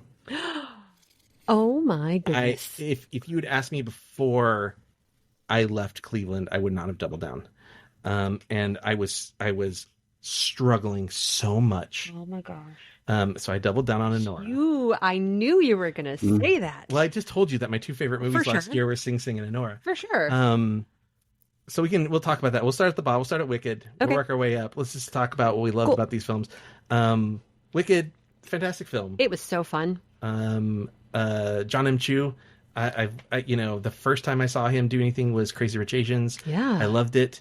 That wedding scene in Crazy Rich Asians, I was like, this is a guy who should be directing big budget spectacles.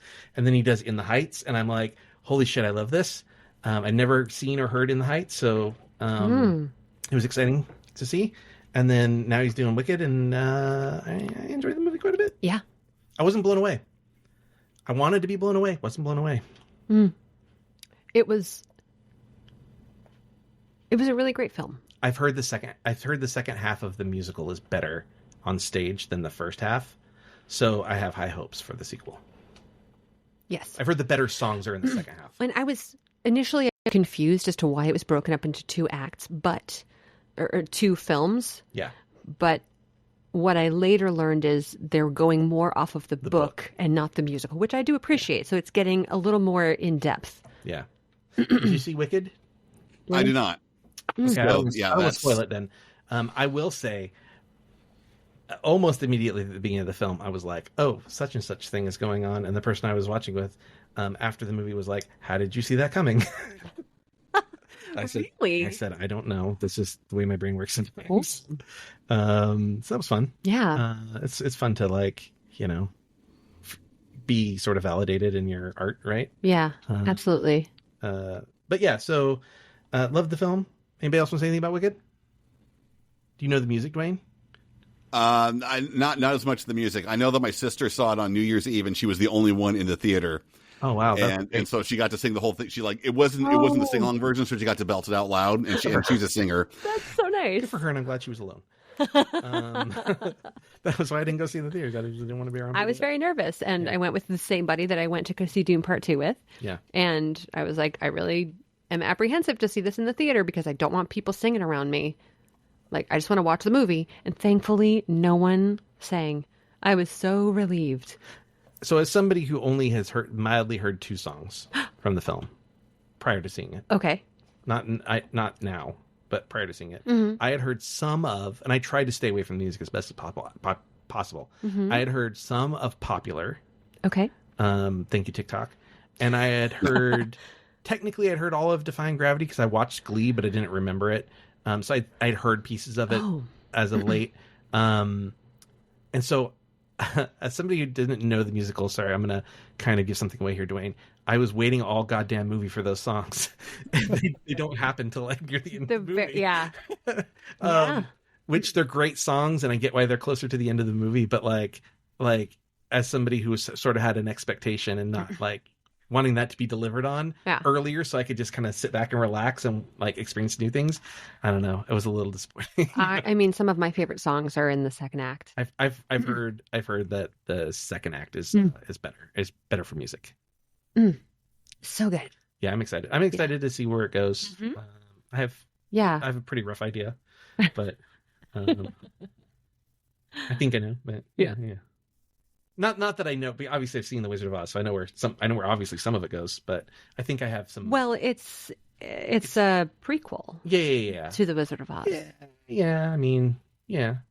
But I mean, I just you know where, if you know what The Wizard of Oz is, and this is a prequel, you know where it has to eventually lead, right? So yes. But I think I've maybe figured out some twists. We'll see. All right. The substance. So we talked a little bit about it. Do you want to talk? You want to add anything, or? Yes. Yeah. Go for it. I think it was a beautiful commentary on women and aging and how it is and is not accepted in society. When a woman wants to age, aging gracefully, as they say, and people are like, oh no, you look old. You have wrinkles. You need to do something about it. And then when a woman does something about it, I can't believe you did something about that. Like, why would you do that to yourself? And then when you try and take back your individuality and your yourself, it's also judged. Like, you're damned if you do, damned if you don't. Yeah. And it was so interesting that you end up becoming your own monster. Yeah. No. Yeah. And that was so powerful. And there's a small like commentary on like the folly of youth. You take advantage. Yeah. Yeah. You don't think of the consequences of how your youth can affect you when you get older. If there's a movie about the commentary of TikTok culture, this was it. Oh. You know. Yeah. And sort of like the dangers of the way some people think. Yeah. No, it's a brilliant movie. Yeah. Duane, you want to add anything? can't anything because it's one that I haven't seen yet. It's okay. So yeah, I would say of the movies on this list that I have not seen, that's the one at the top. That's right. It's fucking disgusting. It's very, very grotesque. But as I understand, yes. But it's great. And all the things you said and all the things that you said that I can't echo because I'm a dude. Mm-hmm. But I empathize with ally. Yeah, I think it was a brilliant film, and any awards, even if I didn't pick it, any awards that it ends up winning, I think it deserves. Yeah. So, I worry a lot that the Academy's too afraid of it, but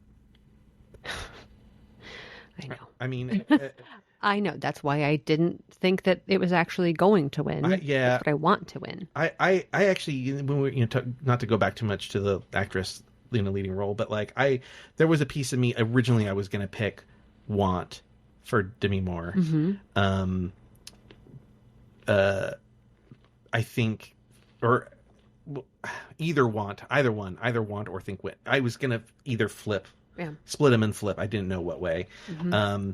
One, Demi has won some awards already for her performance, and two, I think that the Academy loves a comeback story. Mm-hmm. We've seen that the last couple years. Yep. And they do love to, typically in a supporting role, but they love to honor somebody who's never been honored, who's sort of like fallen out and come back. Yep. So, if she played an actress, I would have been like or not an actress, a waitress. I would have been like, oh, she's going to win for sure. Waitresses are like the most common profession in Academy Award roles. Seriously? For women, yeah. So I'm going to have to look through the previous nominees. Yeah. Was Waitress nominated? I don't think so. Okay. But yeah, so anyways, that actually might not be true now. Journalists might have overtaken that. I'm not sure. Mm-hmm. Wow. Yeah, I thought Substance was great.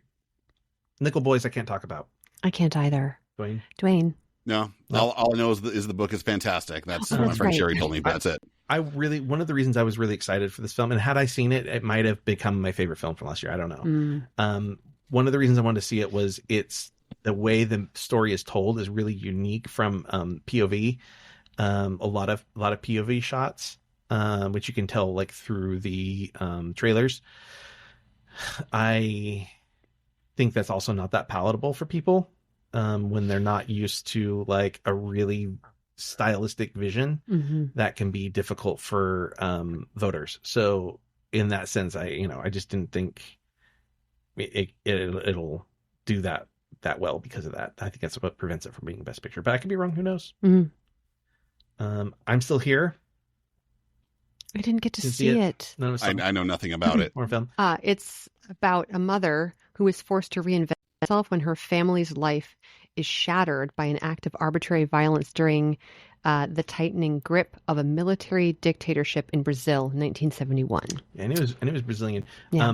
One of the reasons I picked it to win International Feature Film is like you can't overlook the fact that this foreign film is nominated for Best Picture. Yeah. So it's like, and I think we all split our votes that way between Emilia Perez and I'm Still Here on foreign film. Yeah. International feature. I think it's amazing that it's nominated in both. Yeah. So we all picked in that category the two movies that also happen to be nominated for Best Picture. So I think that was part of the reason why I picked that, is because hard to argue with that. Emilia Perez, Alexis's pick for winner of Best Picture. Mm-hmm. I think it took a lot of chances. Let's get into it. I do. I think it took a lot of chances. I thought the movie was frankly brilliant. I was really, really impressed with it. I personally think there's a misunderstanding about what this movie is. Mm-hmm. I don't know how much we want to get into. I can't speak to like the cartel side of things. Mm-hmm. I mean, I can't even really speak to the trans side of things, right? Because I'm not trans. But what I will say is that of the criticism I've heard, I've not heard a good argument from the LGBT side of things that's reflective of the actual film. And by that, I mean the movie is not about those things. And if the movie was about being trans, if the movie was about the process of becoming trans, I would say that's a really great argument. But the fact that the movie basically glosses over the process and comes back years later tells us right at the top that that's not what this movie is about. And this movie is about transgressions and like, can you pay for the things that can you pay for your sins? Mm-hmm. And the intention of the film, I think, is done expertly, beautifully. I think the music is really good. There's one song that I think people really have a problem with, that people point to. But I actually really thought it worked really well in the movie. On its own, I think it sounds awful, but I think in the film it works really, really well. And that's the whole like man to woman, woman to man. It sounds terrible, but it works really well in the film as it's happening. I don't know, I know there's a little bit of controversy with Selena Gomez and the fact that she's not a native Spanish speaker. She's come out and apologized for like how that's come across. The argument that I will make on her behalf, that I think is missed in this argument is like, she doesn't, the argument is sort of like, oh, when she's speaking, she doesn't use like the same syntax. So like people who speak Spanish and English will mix those things together. But instead what she does is she'll complete a sentence, then switch. Whereas it would be much more fluid, for example. But here's my argument on her behalf. Her character is not from Mexico. Her character is not a native Spanish speaker. She's from America who learned to speak Spanish after the fact. And so like the fact that Selena Gomez is the same, and that's what happened. Like I buy it. So like, I don't know if I totally get it seems a bit more genuine. Yeah. Yeah. Now all of this stuff is to say, I am not blind to the fact that I'm a middle-aged white man in America who does not speak Spanish, who is not trans, and I am not going to fully understand the arguments, but as they've been laid out to me, this is how I see the film and the intention of the film, and I don't know that the arguments really match up. The complaint about the lead actress being, I think, racist. I'm not gonna address, because I don't think there's any, there's no defense of that, right? Like she can apologize all day long. That's between her and the public, I guess. But so that's where I'm at on Amelia Perez. I thought it was a really great film. Yeah, I think it was a great film. I do have a few trans friends who shared their interpretation. Yeah, I'd like to hear more from trans people. Yes. I mean, I've read stuff, but I've not talked directly to somebody. Yeah. They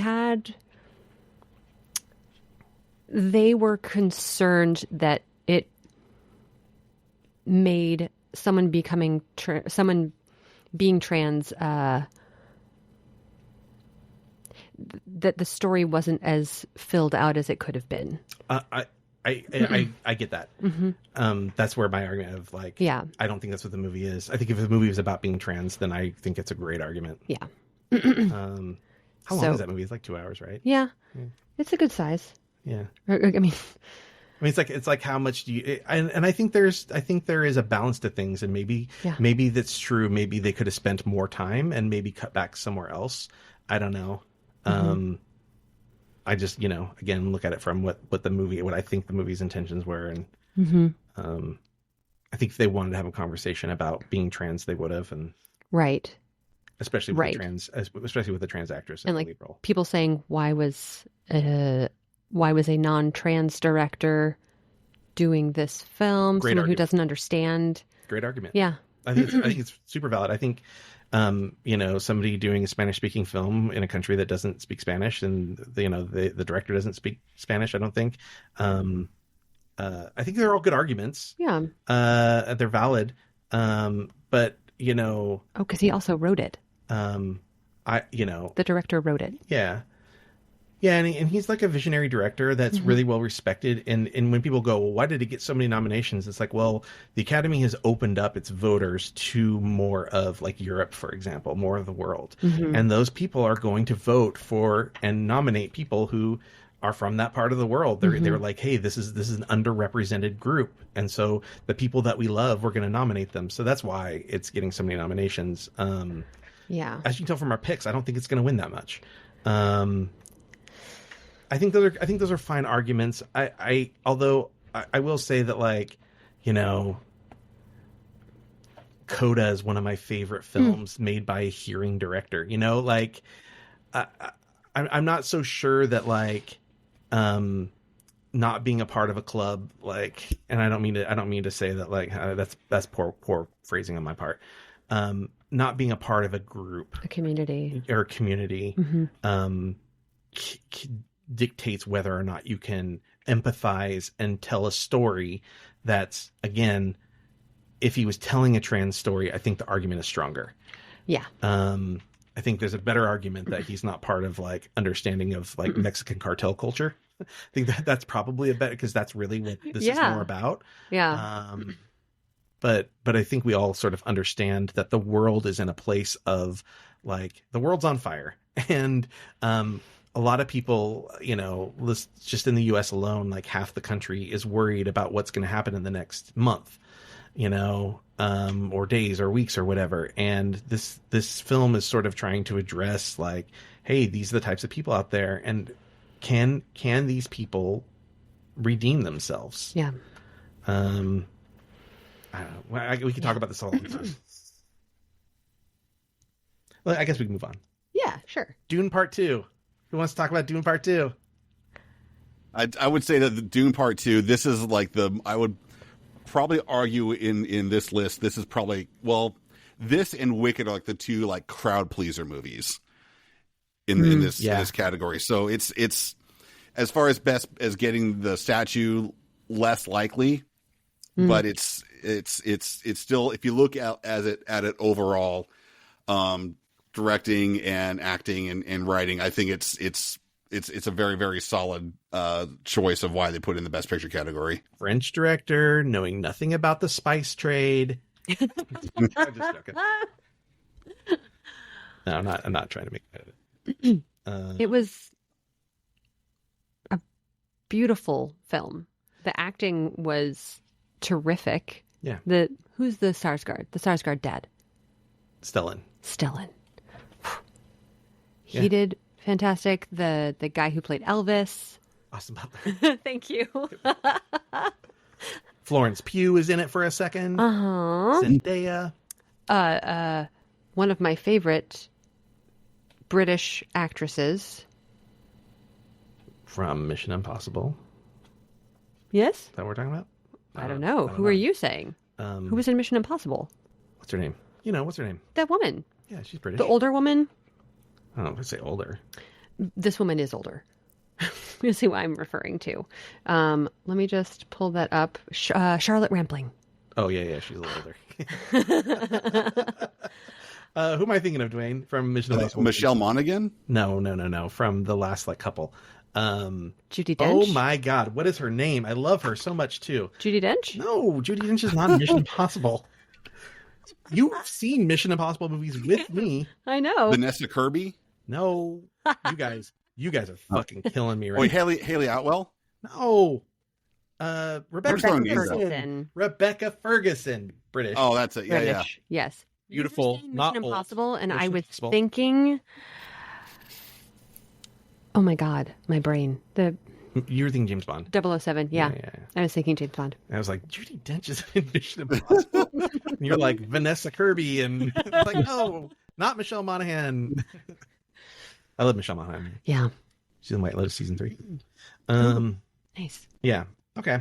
No, I do think it was, Javier Bardem was such a fantastic character. Yeah, he's great in this film. I think the thing I liked the most was sort of like Paul's conflict with like religion and sort of like the self-fulfilling, like how religion sort of like forces its quote unquote prophecies onto the people by like making them themselves. I thought that was really, really interesting and very engaging. And it's not something I ever really felt like I got from any, again, I've watched all the other fucking Dune movies and didn't like a single one of them. And I didn't even really like Dune Part 1 very much. But I really liked this because I felt like it was actually like trying to have a conversation about like a real world topic. So much of Dune is like the planet Araxis and the space trade and the Harkonnens. And you're like, are they speaking English right now? Like they just sort of expect you to buy into the world and know. Like one of the things that I feel like Star Wars does really, really well is like stuff is still called milk, and you know, like it what it looks like it often is. Yeah. And so it's easy to sort of like buy into the world. And something like Lord of the Rings and like Dune, they don't prep you for any of that. They're just like hobbits, you know? Yeah. And you're like, what? It's like they don't need to feed you the information. They just expect you to know. But I want and like to be as you fed the keep information. going, you'll just figure it out. Yeah, but I don't. I have a hard time getting into movies like that. Oh. So I find them like I get bored and I lose patience with them. So I'd rather like have some identifiable features to like sort of ease me into worlds. So yeah, so that's the problem I've always had with Dune. So the fact that they created that there was this storyline that was like a real world struggle that's identifiable with like sort of like, you know, again, not to be super American about it, but like Christian nationalism and sort of like how that takes over the political system by design, not by accident. And I feel like Dune 2 is sort of having that conversation in a very subtle way. So, you know, again, I'm really interested to see, you know, where they go if they choose to keep going. Yeah. So, yay Dune. Yay Dune. Yay Dune from me for once.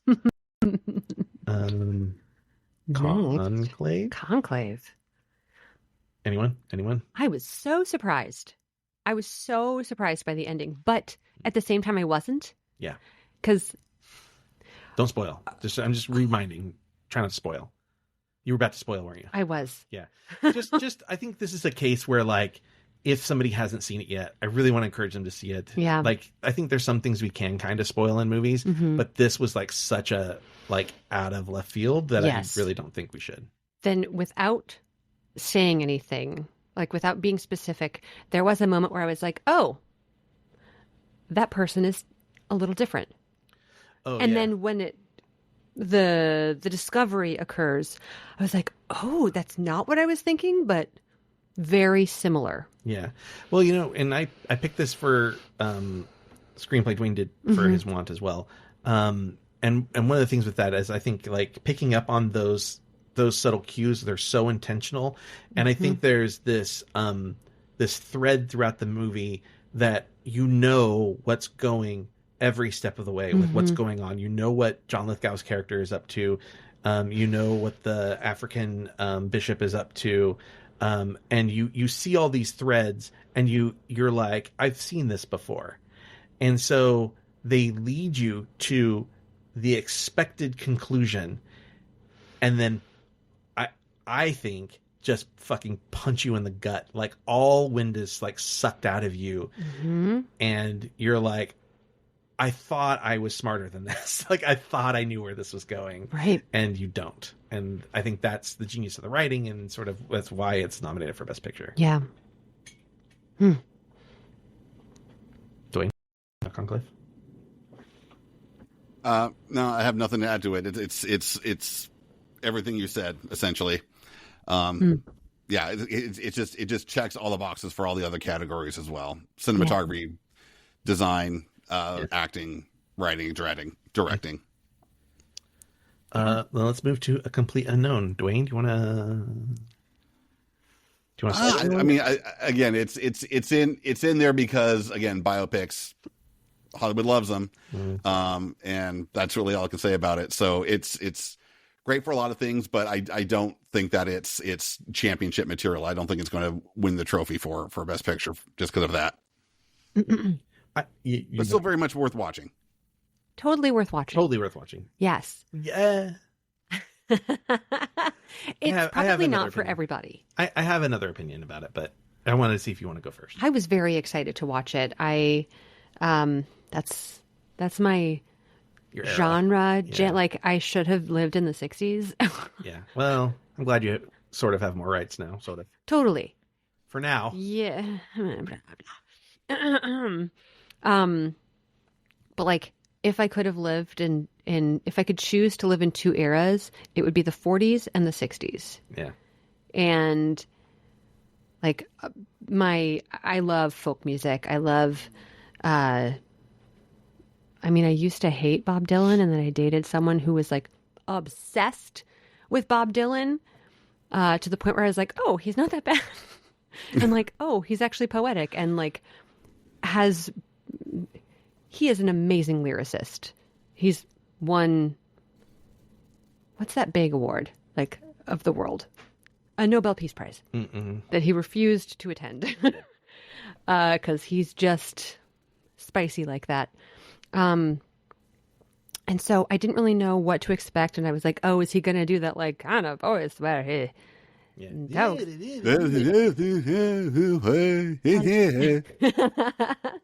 And it was nice to see that he did make it his own, but still, like, I could see and hear the Bob Dylan in him. Sure. The story as a whole was fine. And of the films that were nominated, You didn't pick it. I didn't pick it. Yeah. But I thoroughly enjoyed it. Yeah. Yeah. I think I enjoyed it while it was going on. And I didn't know about, I've just forgotten his name, but the man who is in the hospital. Oh, Woody Guthrie. Yeah. Yeah. I didn't know that Woody Guthrie was going through that. Yeah. And it was very heartbreaking, and like, I love Woody Guthrie. I clearly didn't know much more than his music. I think he had Huntington's. That's what he had. Mm-hmm. Not 100%. I think so. So it was nice to like learn other little snippets about the time and the people who made an influence on Dylan. Yeah. Yeah. I think you good? Mm-hmm. I think I have less patience for these films right now. Every musician biopic is the same. It's the same plot. It's like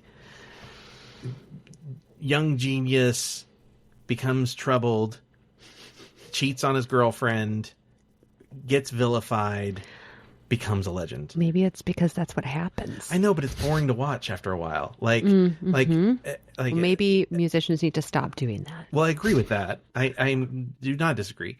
I just don't know like how many more times I can watch the same plot. Mm-hmm. And the thing that saves it is, one, you've got performances by actors you like, and the music. The music's always different, right? Like the music in this is different from Ray, is different from Walk the Line, and so on. Mm-hmm. But I am losing the interest in wanting to watch biopics about musicians, because it's this. Even Bohemian Rhapsody is the same plot, and they faked that. Like it didn't happen that way in real life with Queen, and they did it because that's the formula for a musician biopic. And it's like, how many times do I have to watch the same story about a musician? Surely there's some different ones. Then I think they need to make a new. They just need a break from the thing. If they can fake Queen, they could fake it, even if that's what happened with these guys, they could fake it the other way, you know, like I don't know. It's just a little frustrating for me. I have a question. I have a probing question for you too, because you seem to be like pretty okay with like the imitation side of things. Although I think you acknowledged that like he was pretty subtle, somewhat subtle. He did do some things that made it his own. What dropped a pen? What matters more to you? That someone's performance is as close to the real life person, or that the story is as true as possible? Oh man. And I think the Bohemian Rhapsody example is a pretty good example of like, hey, they drastically changed how the relationships that were in the band to vilify Freddie Mercury, so that way they could bring it back and make you feel empathy for him. That pissed me off. Yeah. So, I mean... I was really pissed off about how the story wasn't as accurate as it could have been. Yeah. So, so I guess go back to the question. What do you care about more? The closeness in performance? Or would you rather have a performance that's not necessarily like the real human being, but the story is correct? I guess not as close to the human being and the story is correct. Duane, what do you think? That's hard. That's hard. Yeah, you get an answer, a different answer from me for any day, because if you follow the story as it is, oftentimes it's just bland. Yeah. They do spice things up by they like you said with Bohemian Rhapsody, there was the record exec offering Freddie Mercury a solo contract, and that never happened. Yeah, the band never had a falling out like that. Yeah, no, yeah, they were just they took a long break because they were just recording and touring. They were exhausted, they needed a break. Yeah. But the studio had to throw that in there because they wanted some kind of drama angle into it. Right. But if you on the other edge of the coin, when you have someone who tries to mimic the singer or the band, you can almost intrude onto like Saturday Night Live impressions where it's exaggerated and it's a little too much. They lay it on a little too thick. Yeah. So it depends upon the day of the week, where if they do something that is historically accurate, it's a little dull. There's nothing spicy to it. But if when you have someone who does hit the character and they do embrace it, then you're like, wow, that guy was really who he was, or it was like watching Ray Charles or what have you. So yeah, it's a different answer, different day. Okay, so with a complete unknown, like, are we okay with like some of the climax like not being true?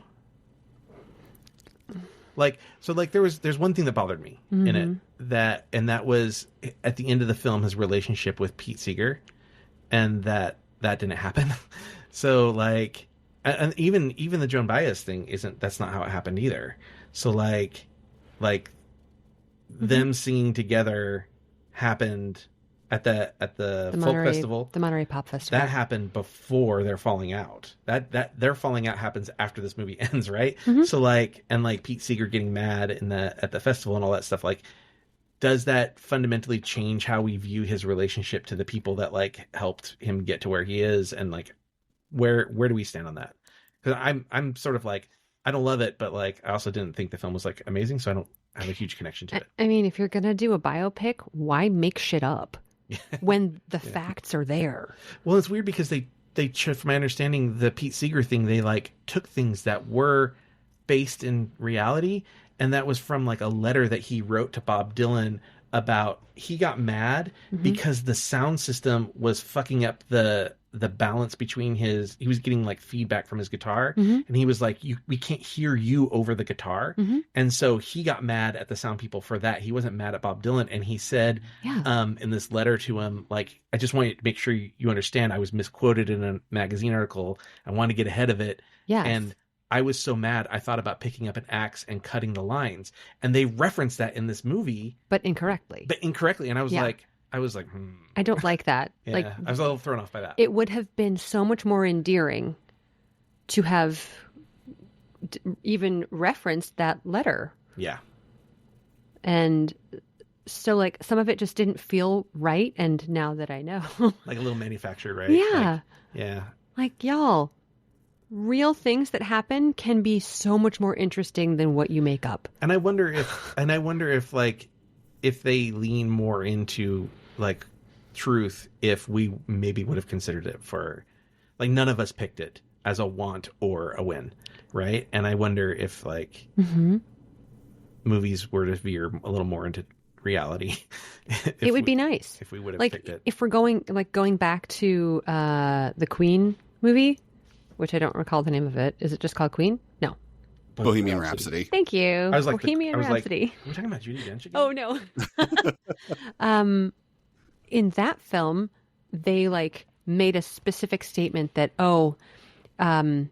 Freddie Mercury was gay, he wasn't like he was a woman, but really he's gay. No, he was bisexual. Right.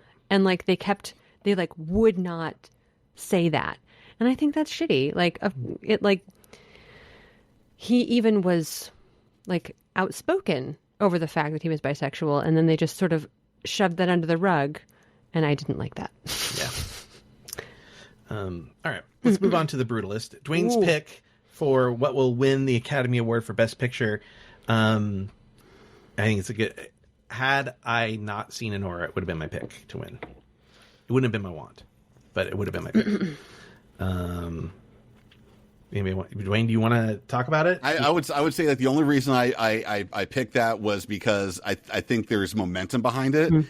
And I will admit that I have yet to see it, and I do want to see it hopefully this upcoming weekend, because that'll be the first movie I've ever seen in a theater that has an intermission. So I want to experience seeing a movie that has an intermission. Did you not see Oppenheimer? I did see Oppenheimer. There was no intermission when I saw it. I'm pretty sure there was one when we saw it, but it was really short, and I think it was we saw the true IMAX, the real deal. I have a piece of IMAX film. They gave us a piece of IMAX film from the movie. That's so cool. Yeah. I think there was an intermission in Oppenheimer when I went. I could be wrong. No, who knows? Oh, it was 3 hours. It was all blur. Yes. Yeah, I think Brutalist is like an amazing work. It's like brutal. It's it's like this slow march to like insanity in some way. Yeah. And frustration, and like all the things you don't want to happen, and it's very heartbreaking, and but weirdly like positive in its ending, like I don't want to go too far into the end, but like sort of, recognizing the genius behind the man. I don't know. It's a really, really interesting film, and I think you're right. I think it's got a lot of momentum. So there's a really good chance that you're right, that it's going to win. But while I enjoyed the film, I'm not entirely sure why it was made, because from my perspective, he does not have any redeeming qualities.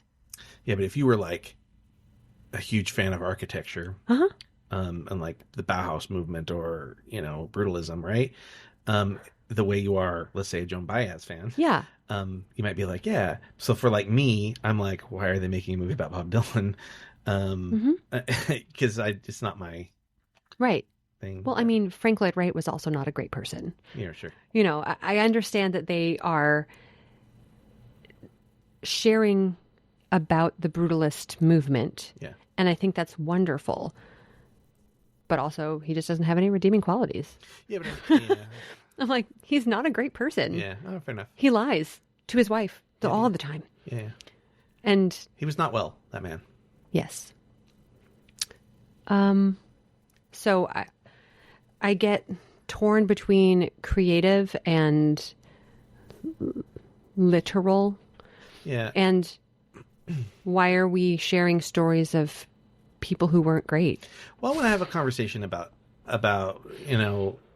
I'm not going to like condone like cheating on your wife and lying to people and stuff, or heroin being a use. heavy drug addict. Yeah. However, I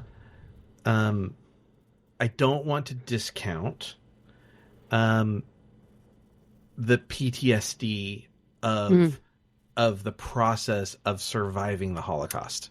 Yes. And I think that when you like make sure to take that into account, I think some of the other things become a little bit more clear. And sort of like, I don't know what it's like to go through that. And I don't know what it's like to be separated from my wife, not knowing if she's alive. Yeah. Or how to get a hold of her, for years. A decade. So like, I think I do want to address that there is like, I'm not saying that you don't understand the nuance. I just want to like address in the podcast that like I think what kind of the way you presented it just now is like, you know, I think there is a reason why this film was made, and I think it's to explore sort of why he was the way he was. And the fact that he also was a visionary that saw things in a way that other people didn't see. And I think that's worth telling. And I would rather watch Adrian Brody do it for 3.5 hours than watch a 6-hour documentary on it. You know what I mean? Like, Right. That's just me, in my opinion. So, you know, whatever. I'm just some dude. And I'm not saying that I didn't enjoy the film. Yeah. Yeah. I just wanted to acknowledge, like, the question was, I don't know why. Yeah. A movie about this guy needed to be made. I mean, like, we could probably argue that about a lot of movies about people. Yeah. There's very few that I'm like, this movie needed Schindler's List. That's a movie that needed to be seen. That's a movie that needed to be made about a human being. But very few biopics I'm like, oh yeah, this movie was needed in society, I guess. But I don't know. Yeah. All right. The last one in Best Picture. Your least favorite, my favorite. It's so wild. Anora. Yep. You didn't see it, Duane? I did not see it. I know nothing of You it. want to talk about why you didn't like it, and I'll try and defend it? Sure. Or do you want me to just talk about why I liked it? Maybe you tell me why you liked it. I would love to know. First of all, it was like, I found it in a weird way to be like the most palatable. Maybe not more palatable than Wicked, but certainly more palatable than like The Substance or like a movie that I found boring. Like, I mean, look, I think Complete Unknown is like a great film, but I was bored by it. Okay. And that's just my taste. And again, it comes from like, oh, I've seen this a million times. I don't want to watch it again. Right. It felt like a little bit of a chore. Like Dune, I'm not a huge fan of. Conclave, I love the ending, but it was sort of like I'm waiting for this movie to end. Pulling teeth. Yeah. So in a really interesting way, I was the most engaged with this film.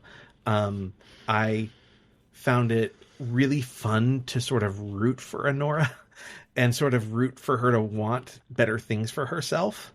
And watch her sort of stumble in and out of that. I found that really interesting. I thought there was a really wonderful conversation about classism, and how people can seem to be so earnest in one moment and show their true colors in the next, and that more often happens with people in positions of power and money than anywhere else. And people like Anora in the film don't have that luxury. She has like sort of realized that her strengths and her powers come from like her femininity, and she uses that to her advantage. And it doesn't matter. It doesn't trump like the money and power side of things in the end. And what I loved about that story is that, I won't say exactly what happens at the end of the film, but she has a realization about the types of people that she's worthy of and whether she's worthy herself. And there's like a self-realization at the end of the film. And the last shot of the movie is one of the most beautiful shots, I thought, out of all of the movies on this list. I thought it was incredibly moving. And it took like this weird, darkly comedic story and put a really emotional, heartfelt button on it that says, like, you are more than what people see in a mirror or people see through a window. And I connected with that very well. I thought it was really beautiful. Now tear it down. I didn't find it funny. Oh, really? Yeah. You know, it's intended to be. Like, it's listed under comedy. No. Yeah. I was trying to find the humor in it. Yeah. And I think it's the absurdity of some of the situations. I think oftentimes I take things literally. Sure. And so, like, that happened when we watched Cat Ballou. Yes. I knew it. Yes. Yeah. Yeah, and it's sort of So I wasn't paying attention to the fact that it was a comedy. Yeah. So It's part I comedy. was so fucking annoyed the entire time. Yeah. I was like, what is it? Why? Stop fucking screaming. Yes, I understand. If I were in that position, I would also be screaming and making a big, but it just annoyed me. I was just annoyed the whole time. Can I tell you why I like the screaming? Please. Since we're just before you. Sure. I just don't want to like move off of like. Of course. So one of the things I love about that scene is sort of kind of going back to this idea that like she's using like what she understands. This is all a woman is, and the only power a woman has is like, you know, her body and her ability to make men uncomfortable. And so the screaming is like one of those moments where it's like, sorry, Duane, when she starts screaming rape, right? Like that's like such a huge fucking trigger and such a huge card to pull out. She doesn't do it right away, but like it's I think it's important to the film to show that like her process of going from I'm tough to I'm scared and I'm going to run to I'm a captive and I don't know what to do to I have to pull this card. And I think without that scene and all of the screaming and stuff, I don't think you can get there and sort of like have the character move from one point to another. And ultimately it's part of what beats her down by the end of the film, right? Yeah. I really like the scene.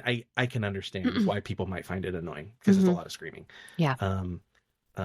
But I did find the absurdity of like her fighting back and sort of like their assumption of she's a little girl, she can't do anything. Right. Like I found that fucking hilarious. Yeah. The cluelessness of those guys and Right. like I found that all really, really hilarious. Yeah. And I keep forgetting his name. Yura.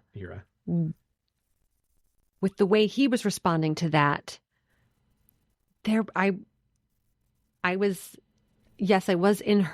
on her side of the, are we supposed to trust you or not? I can't tell. Are you being genuine or are you being manipulative to make it seem like you're genuine and you're actually a bad guy? Yeah. So like through that film, I was watching him. I'm like, what are you doing? But I don't think that this film was made for me. That's fine. Not every film was for everyone, right, Duane? Yeah. Not for everyone. Not from the sounds of it. He was my favorite part. Yeah, he's great. And I think there's something great about his scenes, like especially in that screaming scene. Yeah. Where you're like, oh, like if she just chilled out and listened to him, yes, like things would be okay. But that reaction is part of the problem, right? Like that thought, like it's reasonable for us to have that thought. Oh, right. If she just chills out and listens to this guy, we can de-escalate. But like, that's a huge fucking problem society has where it's like, oh, women just need to subjugate themselves and listen to the men, right? So that way they can feel safe at that point. Sure. You can only feel safety if you listen to men. So like, I don't know. It's a really like, I loved the conflict that the movie sort of like puts you in. Right. It's like this handsome man who could be a really great guy or he could be a really bad guy. Like who was that? Who was the really handsome serial killer? Ted Bundy. Oh, Ted Bundy. You almost said it. Yeah. Like he very well could have been a good guy. He very well could have been Ted Bundy. Oh yeah, for sure. Well, and this particular character was like, you know, working for bad people. So how were you supposed to know? Yeah, no. Scream, girl, scream. Scream, girl. Yeah. But it was just hard for me to watch because I didn't know that it was a comedy. Yeah. So I wasn't looking at it as a funny thing. Yeah, context is important. I was looking at it as this is taking itself seriously. Yeah. And Sean Baker, you know, he did Tangerine, right? He did Starlet, which I really liked, which is about an adult film actress. And that's also like another like really sweet film about sort of about self-worth and like, you know, being okay with figuring out what you're okay with in the world. I really respect him as a director. And I really loved Anora. And if Sing Sing had been nominated, I would have had a really tough choice. Yeah. But it wasn't. Fine. Anora would be the one I would probably watch again first. Really? Yeah, because I think it's more fun. Sing Sing's great. It's not exactly fun. There are fun moments. I think Anora's like, again, you didn't watch it from a, like, it's a dark comedy. So like, now I need to watch it. That's my favorite. Alexis, I love you. You're my favorite. You never cease to amaze me in these podcasts. Like, I've got to watch it again. God damn it. Okay, let's move on to our final category, directing. All right. Who wants to go first? I'm so tired. You haven't been drinking caffeine the whole time. I had a little bit of tea, but not too much. I'll go first. Okay. Nobody else is talking. To nobody's surprise, I doubled down on Anora. My. You're kidding. Anora? Yeah, can you believe it? No. I mean, I only picked it to win screenplay, actress, picture. Yeah, I mean, I think when you have somebody who's so involved in the process of telling the story and it's like he owns it. So like, writing and editing and, producing it and then directing it, like he really, this was like his child. And, not that these other directors can't claim ownership of these other things, but like, like